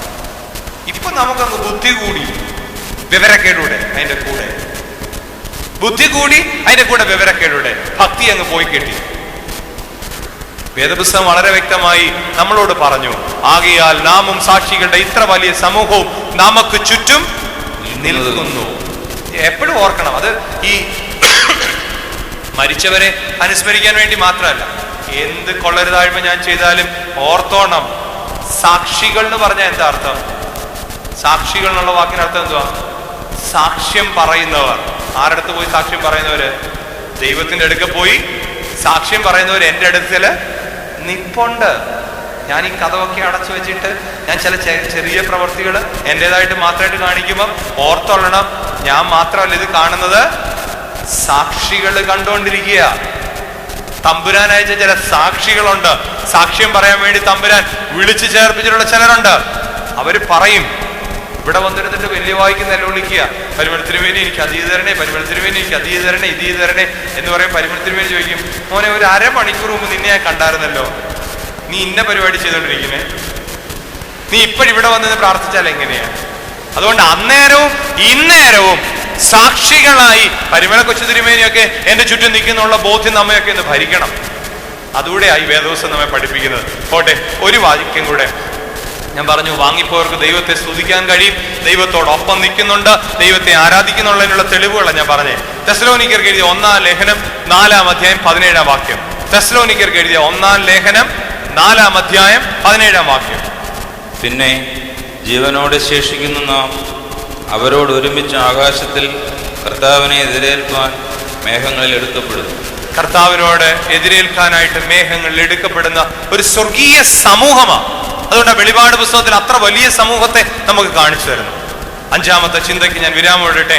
വാങ്ങിപ്പോയവർക്ക് ദൈവത്തെ സ്തുതിക്കുവാൻ, ദൈവത്തെ ആരാധിക്കുവാൻ, ദൈവത്തെ പുകഴ്ത്തുവാൻ കഴിയും എന്നുള്ളതിന് യാതൊരു സംശയമില്ല. മരിച്ചുപോയി ജീവനോടിരിക്കുകയാണ്, നമ്മളെ അറിയുന്നുണ്ട്, കാണുന്നുണ്ട് ഒക്കെ പറഞ്ഞു. 5-ാമത് ഞാൻ പറഞ്ഞു, ദൈവത്തെ സ്തുതിക്കുവാൻ കഴിയും. ഇനിയും ഇത്രയൊക്കെ ചില സഭകൾ, ഇത് ഓരോരുത്തർ ഓരോ ഘട്ടം കേട്ടോ. നിങ്ങൾ പറയുന്ന പോലെ ഒരു സഭ മാത്രത്തെ കുറിച്ചല്ല ഞാൻ പറഞ്ഞു. ചില സഭകളുണ്ട് വാങ്ങിപ്പോയവര് അവരിലെ വലിയ സ്നേഹമൊക്കെയാ. അതുകൊണ്ട് തന്നെയാ എന്താ സ്മരണ പ്രാർത്ഥന, നിങ്ങൾ കണ്ടിട്ടുണ്ടായിരിക്കും. സ്മരണ പ്രാർത്ഥന നടത്തുന്ന ആളുകളുണ്ട്. അതിന് മലയാളത്തിൽ പറഞ്ഞാൽ ഓർമ്മ പ്രാർത്ഥന എന്ന് പറയും. നമ്മൾ അതിന് ഓർമ്മ കുർബാന എന്ന് പറഞ്ഞു എന്നുള്ളതേ ഉള്ളൂ. സ്മരണ പ്രാർത്ഥന നടത്തുന്ന ചിലരുണ്ട്. ചിലരങ്ങനല്ല, കല്ലറയൊക്കെ വൃത്തിയായിട്ട് അലങ്കരിച്ചിടും, കല്ലറയ്ക്ക് പോകത്തില്ലെന്നൊരു കുഴപ്പം. ചിലർക്കൊരു പ്രത്യേകമുണ്ട്, മരിച്ചുപോയവർക്ക് വേണ്ടി ദൈവത്തോട് പ്രാർത്ഥിക്കും, പക്ഷെ മരിച്ചു പോയവരോട് സംസാരിക്കാൻ പേടിയാണ്. അപ്പൊ അതുകൊണ്ട് തന്നെ ഇനി 6-ാമത്തേത്, മരിച്ചു പോയവർക്ക് വേണ്ടി പ്രാർത്ഥിക്കേണ്ടത് ആവശ്യമാണ്. മരിച്ചു പോയവർക്ക് അല്ലെ വാങ്ങിപ്പോയവർക്ക് വേണ്ടി പ്രാർത്ഥിക്കേണ്ടത് നമ്മുടെ കടമയാണോ എന്ന് ചിന്തിക്കേണ്ടത് ആവശ്യമാണ്. ഞാൻ നേരത്തെ പറഞ്ഞു, എൻ്റെ കൈ ഒരു അവയവമാണ്. ക്രിസ്തുവിന്റെ ശരീരത്തിലെ ഒരു വ്യക്തിയാണ് എൻ്റെ കൈ എങ്കിൽ, ഞാൻ എൻ്റെ മുഖമാണെങ്കിൽ സ്വാഭാവികമായും ഇത് മരിച്ചു മാറിയിട്ടില്ല. ഇത് ഞാൻ ആദ്യമേ വ്യാഖ്യാനിച്ച് തന്ന കാര്യം. ഇനിയും നിങ്ങളൊന്ന് ആലോചിച്ച് നോക്കിയേ, എൻ്റെ മുഖത്തേക്ക് ഒരു കല്ല് വരികയാണ്, ഒരു കമ്പ് വരികയാണ്, ഒരു മുളഞ്ചീല് വരികയാണ്. എൻ്റെ മുഖത്തോട് എൻ്റെ കൈ പറയുമോ, സാറേ സാറേ സാറിന്റെ മുഖത്ത് വരുന്ന മുളഞ്ചീല് സാറിന്റെ മുഖം കൊണ്ട് തന്നെ അങ്ങ് തടുത്താട്ടെ എന്ന് പറയൂ? ഇല്ല. അതിനുവേണ്ടി ദൈവം എന്തിനെ തന്നേക്കുന്നത്? കയ്യെ തന്നേക്കുന്നത്. എൻ്റെ മുഖത്തിന് വരുന്ന ശത്രുക്കളെ തടയാൻ വേണ്ടിയാ എൻ്റെ കൈ തന്നിരിക്കുന്നത്. കാലിന് നേരെ വരുന്നതിനെ ചവിട്ടിക്കളയാൻ വേണ്ടിയൂടാ കാല് തന്നേക്കുന്നത്. അങ്ങനെയാണെങ്കിൽ മറ്റൊരാളെ കരുതുക, സപ്പോർട്ട് ചെയ്യുക എന്നുള്ളത് വേറൊരു അവയവത്തിന്റെ കടമയാണ്. ഇവിടെ ഇരിക്കുന്ന നിങ്ങളെ കരുതുക എന്നുള്ളത് എൻ്റെ കടമയാണ്. നിങ്ങൾക്ക് വേണ്ടി പ്രാർത്ഥിക്കുക എൻ്റെ കടമയാണെങ്കിൽ, നിങ്ങൾ വാങ്ങിപ്പോയതിനു ശേഷവും നിങ്ങൾക്ക് വേണ്ടി പ്രാർത്ഥിക്കുക എൻ്റെ കടമയാണ്. ഇനി അങ്ങനെ ആരെങ്കിലും പ്രാർത്ഥിച്ചിട്ടുണ്ടോ? അതാ ഉൽപ്പത്തി പുസ്തകം 50-ാം അധ്യായം 3-ാം വാക്യം വായിച്ചോട്ടെ. ഉൽപ്പത്തി പുസ്തകം 50-ാം അധ്യായം 3-ാം വാക്യം. മരിച്ചു പോയവർക്ക് വേണ്ടി ആരെങ്കിലും പ്രാർത്ഥിച്ചിട്ടുണ്ടോ എന്നുള്ളത്. വൈദ്യന്മാർ ഇസ്രായേലിന് സുഗന്ധവർഗം ഇട്ടു. വൈദ്യന്മാർ ഇസ്രായേൽ എന്ന് പറഞ്ഞാൽ യാക്കോബിന്റെ വേറൊരു പേരാ. അങ്ങനെ 40 ദിവസം കഴിഞ്ഞു. അങ്ങനെ എത്ര ദിവസം കഴിഞ്ഞു? 40 ദിവസം കഴിഞ്ഞു. സുഗന്ധവർഗം ഇടുവാൻ അത്ര ദിവസം വേണ്ടി വരും. സുഗന്ധവർഗം ഇടുവാൻ അത്ര ദിവസം വേണ്ടി. പണ്ടത്തെ പോലെ JCB ഒന്നും ഇല്ലാത്തതുകൊണ്ടാണ് ഇത്രയും ദിവസം എടുത്ത് സുഗന്ധവർഗം ഇട്ട്. ഇന്ന് നമ്മുടെ കാലത്ത് JCB ഉണ്ട്, ടിപ്പർ ഉണ്ട്, അങ്ങനെ ആവുമ്പോൾ പെട്ടെന്ന് സുഗന്ധവർഗം ഇട്ട് തീർക്കാൻ പറ്റും. അന്ന് 40 ദിവസം എടുത്താണ് സുഗന്ധവർഗം ഇട്ട്. ഇത് നമ്മൾ മനസ്സിലാക്കിയിട്ടില്ല. നമ്മൾ മനസ്സിലാക്കില്ല. യഹൂദന്മാരുടെ പാരമ്പര്യം അനുസരിച്ച് 40 ദിവസം എന്തോ നടത്തണം? സുഗന്ധവർഗം ഇടണം, അവർക്ക് വേണ്ടി പ്രാർത്ഥിക്കണം, അവരുടെ കല്ലറയ്ക്ക് പോകണം, മെഴുകുതിരി കത്തിക്കണം. ഇത് അതുകൊണ്ട് ആ വാചകത്തിന്റെ 3-ാം ഭാഗത്തിൽ ഇങ്ങനെ എഴുതി, സുഗന്ധവർഗം ഇടുവാൻ അത്ര ദിവസം വേണ്ടി വന്നു. എത്ര ദിവസമായിരുന്നു? 40 ദിവസം. എന്തിനു വേണ്ടിയായിരുന്നു? ഇസ്രായേൽ മരിച്ചതിന് ശേഷം അവന് സുഗന്ധവർഗം ഇടാൻ വേണ്ടി. അതുകൊണ്ട് ആ സഹോദരങ്ങളെ, പത്രത്തിൽ കൂടി ആയിരുന്നാലും നമ്മുടെ വീട്ടിലൊക്കെ ആളുകൾ കാർഡ് കൊണ്ട് തന്നിട്ടാലും പറയും, എൻ്റെ അപ്പച്ചൻ്റെ 40-ാം അടിയന്തര, എൻ്റെ അമ്മച്ചിയുടെ 40-ാം അടിയന്തരമാണ്. ഇത് നമ്മൾ ഉണ്ടാക്കിയെടുത്തൊരു കാര്യമില്ല. അച്ഛന്മാർക്ക് രഹസ്യം പറയട്ടെ, ഇത്രയും പേര് കേൾക്കുന്നുണ്ട്, അച്ഛന്മാർക്ക് 10 പൈസ കിട്ടാനുള്ള പണിയുമല്ല. അങ്ങനെയും വ്യാഖ്യാനിക്കണ്ട. പക്ഷേ വേദപുസ്തകം പഠിപ്പിക്കുന്നുണ്ട് 40 ദിവസം വേണ്ടി വന്നു സുഗന്ധവർഗം. ഇത് ഇങ്ങോട്ട് നോക്കിയാൽ, ഇനി അടുത്തോടെ വായിച്ചോ. ഇത് നിങ്ങൾക്കറിയാം, യാക്കോബിന്റെ കല്ലറ എവിടെയാണെന്ന് വളരെ വ്യക്തമാണ്. യാക്കോബിന്റെ കല്ലറ ഇന്ന സ്ഥലത്താണെന്ന് വ്യക്തമായപ്പോഴാണ് യാക്കോബിന്റെ കല്ലറയ്ക്ക് പോയി സുഗന്ധവർഗം ഇട്ടത്. ഇനി യാക്കോബിന്റെ കല്ലറ വ്യക്തമായതുപോലെ അല്ലാത്ത ഒരാളുണ്ട്. ആവർത്തന പുസ്തകം 34-ാം അധ്യായം 8-ാം വാക്യം. ആവർത്തന പുസ്തകം 34-ാം അധ്യായം 8-ാം വാക്യം. ഞാൻ പറഞ്ഞു, ഇവിടെ യാക്കോബിന്റെ കല്ലറ വ്യക്തമാണ്. ഇന്നടത്ത് കുഴിച്ച ഗുഹയ്ക്കകത്ത് കയറ്റി വെച്ചിരിക്കുകയാണ് യാക്കോബിനെ എന്നുള്ള കാര്യം വ്യക്തമായതുകൊണ്ട് അവർ കല്ലറയ്ക്ക് പോയി പ്രാർത്ഥിച്ചു 40 ദിവസം. എന്നാൽ ഇവിടെ ആവർത്തന പുസ്തകം 34-ാം അധ്യായത്തിന്റെ 8-ാം വാക്യത്തിൽ മോശയെ കുറിച്ച് പറയുന്നുണ്ട്. മോശയെ അടക്കിയത് ആരാ? നമുക്കറിയാം. ആരാ? ദൈവം അടക്കിയത്, അല്ലാതെ ഭൂമിയിലെ മനുഷ്യനൊന്നും അല്ല അടക്കിയത്, ദൈവം അടക്കി. വായിച്ചേ. ഇസ്രായേൽ മക്കൾ മോശയെ കുറിച്ച് മോവാബ് സമഭൂമിയിൽ 30 ദിവസം കരഞ്ഞുകൊണ്ടിരുന്നു. ഈ ഇസ്രായേൽ മക്കൾ മോശയെ കുറിച്ച് 30 ദിവസം വിലാപം കഴിച്ചു. മോശയുടെ കല്ലറ എവിടാന്നറിയത്തില്ല. എന്റെ ആരെങ്കിലും ബന്ധുജനങ്ങളിൽ ആരെങ്കിലും ഒരാള് സൗദി അറേബ്യയിൽ കിടന്നോ, കുവൈറ്റിൽ കിടന്നോ, അമേരിക്കയിൽ കിടന്നോ, ലണ്ടനിൽ കിടന്നോ മരിച്ചാല് ഇവിടെ എന്തോ കഴിച്ചെന്നാ പറഞ്ഞേ? വിലാപം കഴിച്ചു. അദ്ദേഹം എവിടെ മരിച്ചെന്ന് പോലും അറിയത്തില്ല, പക്ഷെ മരിച്ചു എന്നുള്ള കാര്യം അറിവ് കിട്ടി. അങ്ങനെയാണെങ്കിൽ അദ്ദേഹത്തിന് വേണ്ടി വിലാപം കഴിച്ച കാര്യം ഇവിടെ പറഞ്ഞേക്കുന്നത്. ഈ ബോധ്യവും നമ്മുടെ മനസ്സിലേക്ക് ഒന്ന് വരട്ടെ. ഇനി ശമൂവേൽ പ്രവാചകന്റെ 1-ാം പുസ്തകം 31-ാം അധ്യായം 13-ാമത്തെ വാക്യം. ശമൂവേൽ പ്രവാചകന്റെ 1-ാം പുസ്തകം 31-ാം അധ്യായം 13-ാം വാക്യം. അവരുടെ അസ്ഥികളെ അവർ എടുത്ത് യാബേശിലെ വിജുല്ല വൃക്ഷത്തിന്റെ ചോട്ടിൽ കുഴിച്ചിട്ടു 7 ദിവസം ഉപവസിച്ചു. നിങ്ങൾ എന്താന്ന് മനസ്സിലായി കാണും. ശൗൽ എന്ന് പറയുന്ന വ്യക്തിയുടെയും അവന്റെ മക്കളുടെയും അസ്ഥികൾ ശേഖരിച്ചെടുത്തിട്ട് യാബോക്കിന്റെ സമയത്ത് വിജുല വൃക്ഷത്തിന്റെ കീഴിൽ കുഴിച്ചിട്ടു. എന്നിട്ട് വിലാപം കഴിച്ചു എന്നാ പറയുന്നത്. എന്തോരം ഭക്തിയുള്ള ഒരു കാലഘട്ടമായിരുന്നു. നമുക്ക് ഈ ബുദ്ധി കൂടിയപ്പോ അല്ലേ പ്രശ്നമല്ല ഉണ്ടായത്. ഈ ഭക്തിയുടെ ഒരു താരതമ്യം. ഇനിയിപ്പോ നമുക്കൊന്ന് ആലോചിച്ച് നോക്കാം. ഇത് നമ്മുടെ ആളുകൾ പറയുന്ന പോലെ ഞങ്ങൾക്ക് വേണ്ടാത്ത വേദഭാഗം ഏതാ? പഴയ നിയമം അല്ലേ? വേണ്ടാത്ത വേദഭാഗത്തിലുള്ള വാക്യങ്ങളൊക്കെ അച്ഛൻ ഇങ്ങനെ എടുത്തു പറഞ്ഞുകൊണ്ട് തന്നെ അച്ഛാ പ്രയോജനം. അച്ഛാ, ഞങ്ങൾക്ക് അറിയേണ്ടത് പുതിയ നിയമത്തിൽ ആരെങ്കിലും ആരെ കുറിച്ചെങ്കിലും വിലാപം കഴിച്ചിട്ടുണ്ടോ? പഴയ നിയമത്തിലൊക്കെ കഴിച്ചിട്ടുണ്ടായിരിക്കും. മണ്ടന്മാരായിട്ടുള്ള പഴയ നിയമം ഞങ്ങളൊന്നും വേണ്ട. യേശുമ്പുരാൻ തന്നെ പറഞ്ഞ പോലെ നീക്കി മാറ്റി വെച്ചേക്കുന്ന കാര്യങ്ങളൊന്നും ഞങ്ങൾക്ക് വേണ്ട. പുതിയ നിയമത്തിലുണ്ടോ? അപ്പോസ്തല പ്രവൃത്തി 8-ാം അധ്യായം 2-ാം വാക്യം വായിച്ചോട്ടെ. ഭക്തിയുള്ള പുരുഷന്മാർ സ്തെഫാനോസിനെ അടക്കം ചെയ്തു. അവനെ കുറിച്ച് വലിയൊരു വിലാപം കഴിച്ചു. എന്നാൽ ശൗൽ വീടുതോറും സ്തെഫാനോസ് എന്ന് പറയുന്ന ആളിനെ കല്ലെറിഞ്ഞു കൊന്നതിന് ശേഷം അവിടുത്തെ ആളുകളെല്ലാം കൂടെ ചേർന്ന് സ്തെഫാനോസിന്റെ ശരീരം എടുത്ത് അടക്കം ചെയ്തിട്ട് ദിവസങ്ങളോളം വിലാപം കഴിച്ചു. അതിനാ പറയുന്നത് വലിയ വിലാപം. ദൈവമേ, ഈ കൂടി കൂടി കൂടി കൂടി കൂടി കൂടി വന്ന് ദൈവവുമായിട്ടോ മനുഷ്യനുമായിട്ടോ യാതൊരു ബന്ധമില്ലാത്ത സ്വന്തം പിതാവായിരുന്നാലും കുഴപ്പമില്ല, സ്വന്തം മാതാവായിരുന്നാലും കുഴപ്പമില്ല, വിലാപം എന്ന് പറയുന്നതിന് വസ്ത്രങ്ങളിൽ കാണിക്കുന്ന വിലാപമായി മാറിയിരിക്കുക. ഞാനിത് പറയുന്നതുകൊണ്ട് എന്നെ കേൾക്കുന്നവരാരും തെറ്റിദ്ധരിക്കരുത്. കാരണം ഇതിന്റെ പ്രേക്ഷകർ കൂടുതൽ വിദേശങ്ങളിലായിരിക്കുന്ന എനിക്കറിയാം. പണ്ട് ഇല്ലിരിക്കുന്ന അമ്മച്ചിയെ പോലുള്ളവരോട് ചോദിക്കണം, കല്യാണത്തിന് പോയാലും ശവസംസ്കാരത്തിന് പോയാലും മാമോദിസയ്ക്ക് പോയിരുന്നാലും അടിയന്തരത്തിന് പോയിരുന്നാലും അവര് പോകുന്ന വസ്ത്രത്തിന്റെ നിറം എന്തുമായിരുന്നു?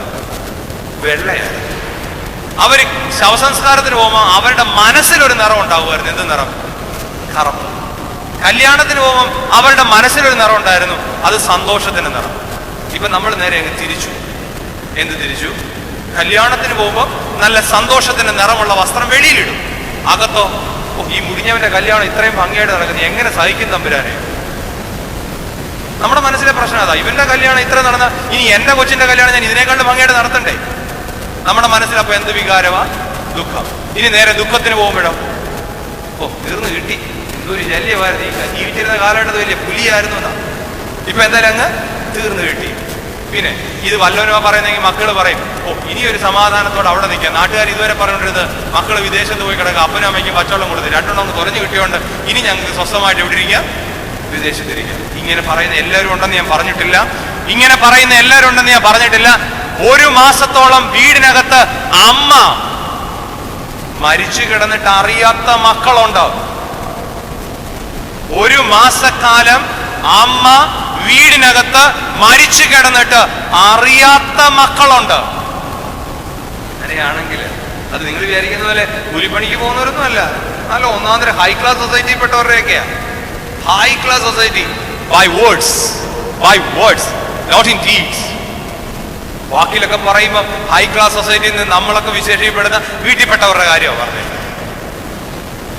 ഓർമ്മയിലേക്ക് വരട്ടെ, സ്തേഫാനോസിനെ എടുത്തുകൊണ്ട് വെച്ചിട്ട് വലിയ വിലാപം കഴിച്ചു. ഇപ്പൊ ഈ വായിച്ചതെല്ലാം നിങ്ങൾക്ക് മനസ്സിലായി കാണും. മരണത്തോട് ചേർന്നുള്ള വിലാപം, അല്ലെ മരണത്തോട് ചേർന്നുള്ള ദുഃഖ ആചരണങ്ങളാ. വർഷം തോറും ഇനി നടത്തണോ? ഇപ്പൊ അച്ഛന്മാരുടെ ഒരു പുതിയ പരിപാടിയാണെന്നാ പറയുന്നത്. ചിലരൊക്കെ പറഞ്ഞു കേട്ടാ, കേട്ടോ എനിക്കറിയില്ല, ചിലരൊക്കെ പറഞ്ഞു കേട്ടാ അച്ഛന്മാരുടെ പുതിയൊരു പരിപാടിയാ, എല്ലാ ആണ്ടിലും മരിച്ചവർക്ക് വേണമെങ്കിൽ 2 ദിവസം കഴിഞ്ഞ ഒരു സ്മരണ പ്രാർത്ഥന നടത്തി നിങ്ങളൊന്ന് വിട്ടോ, കുഴപ്പമില്ല. ഇനി വേണമെങ്കിൽ വർഷം തോറും നടത്തേണ്ട ആവശ്യമല്ലോ. ന്യായാധിപന്മാരുടെ പുസ്തകം 11-ാം അധ്യായം 40-ാമത്തെ വാക്യം വായിച്ചു. പിന്നെ ആണ്ടുതോറും ഇസ്രായേലിലെ കന്യകമാർ 4 ദിവസം ഗിലെയാദ്യനായ യിഫ്താവിന്റെ മകളെ കീർത്തിപ്പാൻ പോകുന്നത് ഇസ്രായേലിൽ ഒരു ആചാരമായി തീർന്നു. ഇസ്രായേലിലെ ഒരു ആചാരമാണ് പറയുന്നത്. എന്താചാരം? ഇഫ്താഹ് എന്ന് പറയുന്ന രാജാവ് യുദ്ധത്തിൽ ജയിച്ചു വരുമ്പോൾ ഇഫ്താഹ് ഒരു നേർച്ച നടന്നു, എന്നെ എതിരേറ്റ് വരുന്നത് എന്തായിരുന്നാലും ഞാൻ അതിന് ദൈവത്തിന് യാഗം കഴിക്കും. എന്തോ എന്ന് പറഞ്ഞപ്പോ ഇഫ്താഹ് ഓർത്തില്ല, തനിക്ക് ഒരേ ഒരു മകളാണുള്ളത്. വന്നു കയറിയ വഴിയെ സന്തോഷത്തോടെ അപ്പനെ സ്വീകരിക്കാൻ പോയത് ഇഫ്താഹിന്റെ സ്വന്തം മകൾ. ഇഫ്താഹ് ഒരു കാര്യം ചെയ്തു, മകളെ ബലി കഴിക്കാനായിട്ട് തയ്യാറാണ്. മകള് പറഞ്ഞു, അങ്ങനെയല്ലപ്പ, എന്നെ കുറിച്ച് വിലാപം, എന്നെ ബലി കഴിക്കുക തന്നെ ചെയ്യണം. വാക്യം അങ്ങനെ തന്നെ പറഞ്ഞാൽ ദൈവത്തോട് പറഞ്ഞിട്ടുണ്ടെങ്കിൽ അത് നിവർത്തിക്കണം. അങ്ങനെ ഇഫ്താഹ് മകളെ ബലി കഴിക്കാൻ പോകുമ്പോൾ അവൾ ഒരു കാര്യം ആവശ്യപ്പെട്ടു. 4 ദിവസം ഇസ്രായേലിലെ കന്യകമാരോട് ചേർന്ന് ഞാൻ ഇത്രനാൾ കാത്തു സൂക്ഷിച്ച എന്റെ കന്യാത്വത്തെ കുറിച്ച് എനിക്കൊന്ന് വിലാപം കഴിക്കണം. അങ്ങനെ 4 ദിവസം അന്ന് വിലാപം കഴിച്ചെങ്കിൽ ഇവിടെ ഇപ്പൊ ഈ അച്ചായൻ വായിച്ചു കേൾപ്പിച്ചു, എല്ലാ ആണ്ടിലും ഇസ്രായേലിലെ കന്യകമാര് 4 ദിവസം എന്തോ കഴിക്കും? വിലാപം കഴിക്കും. ഈ ശാപ്പാട് കൊടുക്കുന്ന പണിയല്ലേ പറഞ്ഞു. നമ്മളൊരു ഗെറ്റ് ടുഗദർ വിളിച്ചു കൊടുക്കുന്ന കാര്യമല്ല, അപ്പച്ചന്റെ ഓർമ്മ വരണേ എന്ന് പറഞ്ഞ് വിളിക്കുന്ന ഗെറ്റ് ടുഗദറിന്റെ കാര്യമല്ലേ പറഞ്ഞേ. പ്രാർത്ഥിക്കണം. ഇന്നിപ്പം ഗെറ്റ് ടുഗദർ. എനിക്ക് ഇമാതിരിയുള്ള റോങ് പ്രാക്ടീസസ് കാണുമ്പോൾ ഭയങ്കര വിഷമം തന്നെയാണ്. ചെറുപ്രായത്തിൽ കണ്ട് സന്തോഷിക്കുക വേണ്ടി, എനിക്ക് പക്ഷെ പറ്റുന്നില്ല, എന്റെ മണ്ടത്തരം കൊണ്ട് തന്നെ ആയിരിക്കും. Get together. അപ്പച്ചൻ മരിച്ചാൽ അതിന് 41 വലിയൊരു ഗെറ്റ് ടുഗദർ. അതുകൊണ്ട് അച്ഛന്മാരോട് വന്ന് ചോദിക്കുമ്പോൾ ചെയ്ത്, അച്ഛ ഇറച്ചി കൊടുത്താൽ കുഴപ്പമുണ്ടോ? ഗെറ്റ് ടുഗദർ അല്ലേ, അതിന് ബോഡി കൂട്ടണ്ടേ. ഇനി എന്നാ ഇതിനകത്തൊക്കെ തള്ളൂടെ ഉളമ്പി തുടങ്ങുന്നുള്ള കാര്യത്തിൽ എനിക്ക് സംശയമുണ്ട്. കാണും അകത്തെ മുറിക്കകത്ത് പൊട്ടിച്ചു പൊട്ടി ഉളമ്പുന്നുണ്ടായിരിക്കും. അതിനുവേണ്ടി അല്ലിത് നമ്മുടെ വാങ്ങിപ്പോയവർക്ക് വേണ്ടി പ്രാർത്ഥിക്കാനുള്ള ദിവസങ്ങളാണ്. അവർക്ക് വേണ്ടി വിലാപം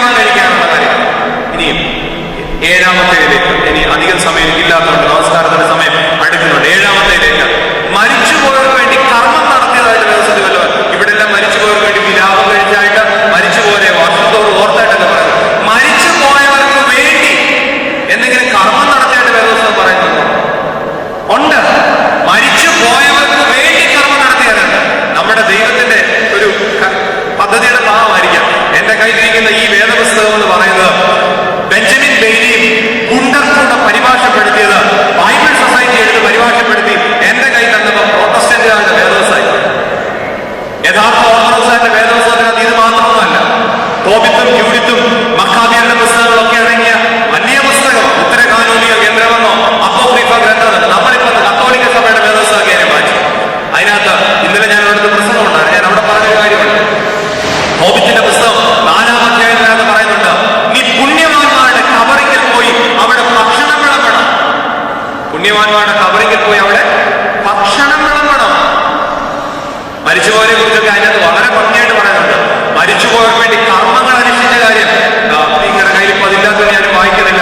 മക്കാബിയുടെ 2-ാം പുസ്തകം 12-ാം അധ്യായം 45-ാം വാക്യം, ബാരൂക്കിന്റെ പുസ്തകം 3-ാം അധ്യായം 4-ാം വാക്യം, ഏനോഷിന്റെ പുസ്തകം 103-ാം അധ്യായം 4-ാം വാക്യം. പോട്ടെ, ഇത് നമ്മുടെ കയ്യിൽ ഇല്ലാത്ത പുസ്തകമായിട്ട് അത് വായിക്കാൻ പറ്റുന്നില്ലല്ലോ. നമ്മുടെ കയ്യിൽ ഉള്ള പുസ്തകത്തിനകത്ത് എന്തെങ്കിലും പറഞ്ഞിട്ടുണ്ടോ മരിച്ചുപോയവർക്ക് വേണ്ടി കർമ്മം അനുഷ്ഠിച്ചായിട്ട് വായിക്കുമ്പോൾ? കൊരിന്ത്യർക്ക് എഴുതിയ 1-ാം ലേഖനം 15-ാം അധ്യായം 29-ാമത്തെ വാക്യം.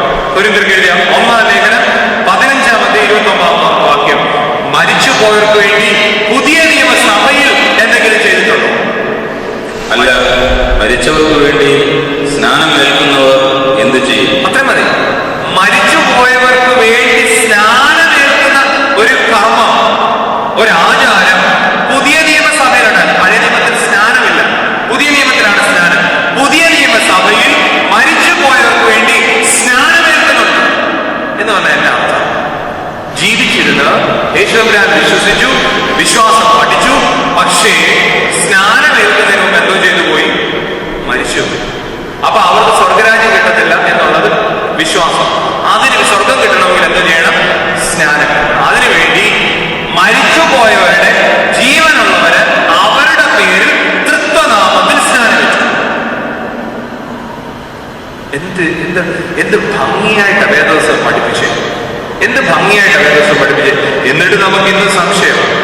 ഇനി പോട്ടെ, അത് ഞാൻ തൽക്കാലം 7-ാമത്തെ അധ്യായം 7-ാമത്തെ ഭാഗം മരിച്ചുപോയവർക്ക് വേണ്ടി കർമ്മം നടത്തിയത്. 8-ാമത്തേത് ഇനിയത്തെ ഇത്തിരി കൂടെ, അതായത് കാരണം നമ്മുടെ ചേർന്നിരിക്കുന്ന സഭ, നമ്മളോട് വലിയ സ്നേഹം കാണിക്കുന്ന സഭകളുടെയൊക്കെ സംശയമാണ്, മരിച്ചുപോയവരുടെ കല്ലറയ്ക്ക് ഇത്രയും പ്രാധാന്യമുണ്ടോ? മരിച്ചുപോയവരുടെ കല്ലറയ്ക്ക് ഇത്രയും പ്രാധാന്യമുണ്ടോ? 1-ാമത്തെ വേദപുസ്തകവാക്യം മാത്രം പറഞ്ഞാൽ പോയി. എനിക്ക് 5 മിനിറ്റ് സമയം ഉണ്ട്. വേദപുസ്തകവാക്യം മാത്രം പറയുക. ഉൽപ്പത്തി പുസ്തകം 24-ാം അധ്യായം 67-ാമത്തെ വാക്യം വായിച്ചു. ഇസ്ഹാക്ക് അവളെ തന്റെ അമ്മയായ സാറയുടെ കൂടാരത്തിൽ കൊണ്ടുപോയി, അമ്മയായ സാറയുടെ കൂടാരത്തിൽ അല്ലെങ്കിൽ അമ്മയായ സാറയുടെ കല്ലറയിൽ കൊണ്ടുപോയി. അവൻ റിബേക്കയെ മതി. ഇസഹാക്കിന്റെ അപ്പൻ അവന്റെ ദാസനായ എലയാസിനോട് പറഞ്ഞു, നമ്മുടെ കൂട്ടത്തിൽപ്പെട്ട ഒരു പെൺകൊച്ചിനെ വേണം കണ്ടുപിടിച്ച് എന്റെ മകനെ നീ വിവാഹം കഴിച്ചു കൊടുക്കണം എന്ന് പറഞ്ഞ് സത്യം ചെയ്ത് കൊണ്ടുവരികയാണ് ഇസഹാക്കിന്റെ ഭാര്യ. ഇസഹാക്കിന്റെ ഭാര്യയെ കൊണ്ട് നമ്മൾ ദൂരെ വെച്ച് അവളെ കണ്ടപ്പോ അവിടെ അവനൊരു കാര്യം ചെയ്തു. ഭാര്യയുടെ കയ്യെ പിടിച്ചുകൊണ്ട് നേരെ എങ്ങോട്ട് പോയി? അമ്മയുടെ കല്ലറയ്ക്ക് പോയിട്ട് പറഞ്ഞു. എന്നാ പറഞ്ഞു? എന്റെ അമ്മയ്ക്ക് ഇഷ്ടപ്പെട്ട ഞാൻ എന്തോ ചെയ്തോളാം, കല്യാണം കഴിച്ചു. അതുകൊണ്ട് ഈ വലിയ ബോധമൊന്നും ഇല്ലാത്ത നമ്മുടെ അപ്പച്ചന്മാരൊക്കെ പറഞ്ഞു, കല്യാണം കഴിക്കുന്നതിന് മുമ്പ് പള്ളിയിൽ പോയി അപ്പച്ചന്റെ അമ്മച്ചന്റെ കല്ലറയ്ക്ക് എന്നാ ചെയ്യണം? മെഴുകുതിരി കത്തിക്കണം. ഇതിനൊക്കെ ഒരു വിശ്വാസം ഉണ്ടെന്നേ, ഈ ബുദ്ധി കൂടിയ വിശ്വാസികൾക്ക് പഠിച്ചെടുക്കാൻ വളരെ പ്രയാസമുള്ള കാര്യം. അതിനുശേഷം താഴ്ത്ത് പറയുന്നുണ്ട്, അതിനുശേഷം അവൻ അവളെ പരിഗ്രഹിച്ചു, അവൾ അവന് ഭാര്യയായിട്ട്. ചെറിയ കാര്യമൊന്നല്ല, വളരെ രസകരം. അടുത്തത് ശമൂവേൽ പ്രവാചകന്റെ 2-ാം പുസ്തകം 21-ാം അധ്യായം 14-ാം വാക്യം. ശൗലിന്റെയും അവന്റെ മകൻ യോനാഥാന്റെയും അസ്ഥികളെ അവർ ബെന്യാമീൻ ദേശത്ത് സേലയിൽ അവന്റെ അപ്പനായ കീശിന്റെ കല്ലറയ്ക്ക് അടക്കം ചെയ്തു. എന്റെ സംശയം ശൗലിന്റെ കല്ലറ അടക്കിയതല്ല, എവിടെ അടക്കിയെന്നാ പറഞ്ഞേ?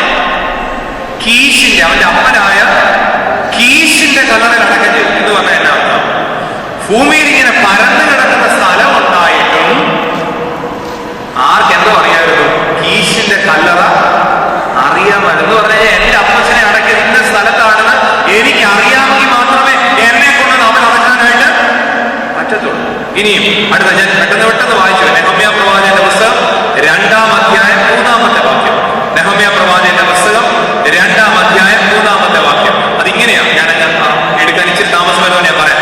രാജാവ് ദീർഘായുസ്സോടിരിക്കട്ടെ, എന്റെ പിതാക്കന്മാരുടെ കല്ലറകളുള്ള ദേശം ശൂന്യമായി അതിന്റെ കൊട്ടളങ്ങൾ വെന്തുമിരിക്കുമ്പോൾ എന്റെ മുഖം എങ്ങനെ വാടാതെ ഇരിക്കും? എന്റെ പിതാക്കന്മാർ എനിക്ക് സമ്പാദിച്ചത് റബ്ബർ എസ്റ്റേറ്റ് അല്ല. എന്റെ പിതാവ്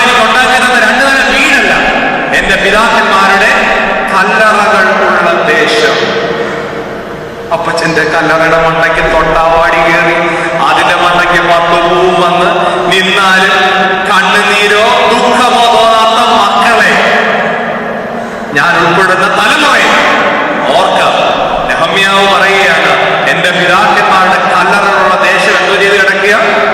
ശൂന്യമായി കിടക്കുക. അതിന്റെ കൊട്ടളങ്ങളിലൊക്കെ എന്തോ വെച്ചിട്ടുണ്ട്? തീ വെച്ച് നശിച്ചിരിക്കുക. എന്റെ മുഖം അതുകൊണ്ടാണ് വാടിയിരിക്കുക.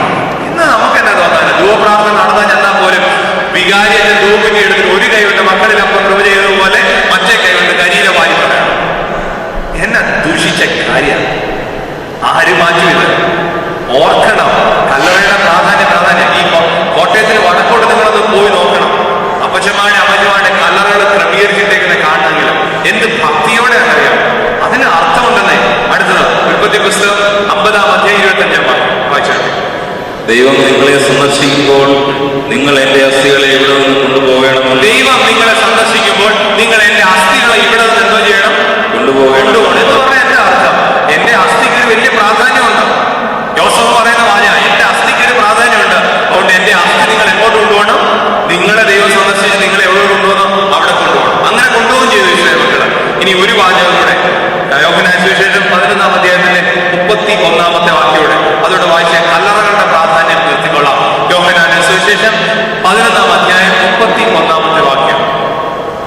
യോഹന്നാൻ സുവിശേഷം 11-ാം അധ്യായം 31-ാമത്തെ വാക്യം. മറിയ ബന്ധപ്പെട്ട എഴുന്നേറ്റ് പോകുന്നത് കണ്ട് അവളോടൊപ്പം വായിച്ചാൽ വീട്ടിൽ അവളോടുകൂടെ ഇരുന്ന് അവളെ വായിച്ചു മറിയ വേഗം എഴുന്നേറ്റ് പോകുന്നത് കണ്ടിട്ട് അവൾ കല്ലറയ്ക്കൽ കയറുവാൻ പോകുന്നതെന്ന് വിചാരിച്ച് അവരെ പിന്തുടർന്നു. ഇനി ഒന്നുകൂടെ വ്യക്തമായിട്ട് ശ്രദ്ധിച്ചേണ്ടേ, മറിയ വേഗത്തിൽ എഴുന്നേറ്റ് പോകുന്നത് കണ്ട് അവൾ കല്ലറയ്ക്കൽ കരയാൻ പോകുന്നുവെന്ന് വിചാരിച്ചു. ഇത്രയും വാക്യം നമുക്കൊന്നും തോന്നിയില്ല അല്ലേ? നമുക്കൊന്നും തോന്നിയില്ല. പക്ഷെ നിങ്ങളൊന്ന് ആലോചിക്കുകയും, ഇവിടെ ഈ മൈക്കിരിക്കൊണ്ട് ഞാൻ അവിടെ ഇങ്ങോട്ട് വരുമ്പോൾ നിങ്ങൾ എന്നാ വിചാരിക്കും? അച്ഛൻ ഇവിടെ എന്തോ ചെയ്യാൻ പോവാ? പ്രസംഗിക്കാൻ പോവാ. കാരണം നിങ്ങൾ ഇതുവരെ കണ്ടിട്ടുള്ളത് എങ്ങനെയാണ്? അങ്ങനെ. അപ്പൊ നിങ്ങൾ ഇനി ഒന്നും എടുത്തേ, മറിയ എഴുന്നേറ്റ് പോകുന്ന കണ്ടപ്പോൾ അവൾ പല്ലരക്കം പോകണം നമ്മൾ ആരും ചിന്തിച്ചോ? അല്ലെങ്കിൽ അവരുടെ കൂടെ ചിന്തിച്ചോ? ഇല്ല. അവൾ കുളിക്കാൻ പോകണം ചിന്തിച്ചോ? അവൾ വസ്ത്രം മാറാൻ പോകാൻ ചിന്തിച്ചോ? ഇതൊന്നും അല്ല ചിന്തിച്ചത്. അവള് വേഗം എഴുന്നേറ്റ് പോകുന്ന കണ്ടപ്പോ അവിടെ കൂടെ ഇരുന്ന കരയുന്നവർ വിചാരിച്ചു അവളുടെ സഹോദരന്റെ കല്ലറയ്ക്കൽ എന്തോരം പോവാ. അതിന് കാരണം എന്തുവാ? അവര് കണ്ടിട്ടുണ്ട് എന്തോ ചെയ്യുന്നത്. മറിയ എഴുന്നേറ്റ് പോകും, കട്ടിലവിടെ നിന്ന് ഇങ്ങോട്ട് കല്ലറയിൽ, കല്ലറയിൽ നിന്ന് ഇങ്ങോട്ട് വരും, കട്ടിലെടുത്ത്, കട്ടിലവിടെ നിന്ന് ഇങ്ങോട്ട് പോകും, കല്ലറ. അതുകൊണ്ട് അവര് വിചാരിച്ചു മറിയ എഴുന്നേറ്റ് പോകുന്ന കണ്ടപ്പോ അവൾ എങ്ങോട്ട് പോയെന്ന? കല്ലറയ്ക്കൽ കരയാൻ പോകുന്നു. കല്ലറയുടെ പ്രാധാന്യം വളരെ വ്യക്തമാണ്. ഇനി ഒരു കാര്യം കൂടി, ഇപ്പോഴ് ദേവാലയത്തിന് മണിയടിക്കുകയായിട്ട് ഒരു നിമിഷം അത് കഴിഞ്ഞ ശേഷം ഒരു ആശയം കൂടെ പറഞ്ഞു. എന്നാൽ ഒരു വാചയോടെ പറഞ്ഞാൽ നിർത്തിക്കൊള്ളാം. വാങ്ങിപ്പോയവരുടെ കല്ലറയ്ക്കൽ ധൂപാർപ്പണം നടത്തണമോ വേണ്ട?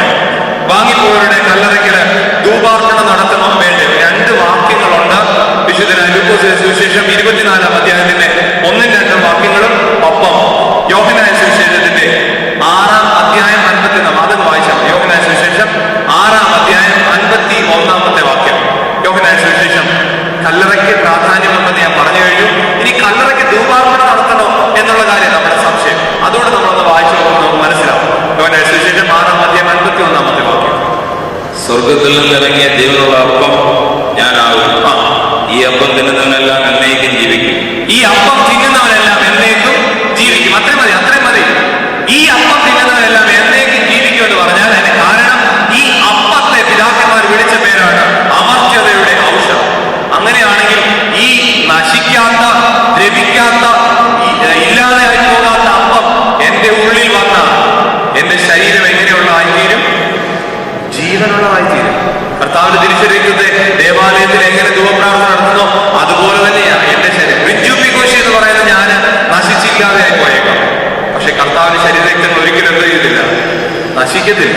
അത് കല്ലറയ്ക്ക് കൊണ്ടുവച്ചാലും കൊള്ളാം, ഏത് മണ്ണിലരിച്ചാലും കൊള്ളാം, കർത്താവിന്റെ ശരീരത്തിൽ ഒരിക്കലും നശിക്കത്തില്ല. ഞാൻ എന്റെ വാക്കുകൾ ഉപസംഹരിക്കട്ടെ. മരിച്ചുപോയവരെ കുറിച്ച് പല കാര്യങ്ങൾ. സഭ എന്താണ്? വാങ്ങിപ്പോരാനാണ് മരിച്ചുപോരെന്താണ്? മരിച്ചുപോർക്ക് എന്നെ കാണാൻ കഴിയുമോ, അറിയാൻ കഴിയുമോ, പ്രതികരിക്കാൻ കഴിയുമോ, അവർക്ക് ദൈവത്തെ സ്തുതിക്കാൻ കഴിയുമോ, അവരുടെ കല്ലറയ്ക്ക് പ്രാധാന്യമുണ്ടോ, അവരെനിക്ക് വേണ്ടി പ്രാർത്ഥിക്കുന്നുണ്ടോ, അവരുടെ കല്ലറയ്ക്ക് ധൂപാർപ്പണം നടത്തണോ? ഇങ്ങനെ പല ചോദ്യങ്ങളുടെ സംശയമായി പറഞ്ഞു തീർക്കാൻ ശ്രമിക്കും. നിങ്ങൾ ഇതിനെ കൂടുതൽ പഠിക്കാൻ ആഗ്രഹിക്കുന്നവരുണ്ടെങ്കിൽ സിനിമയുടെ നല്ല പുസ്തകങ്ങൾ പലതുണ്ട്. ഇവിടെ ഈ ബുക്ക് സ്റ്റോളുകളിൽ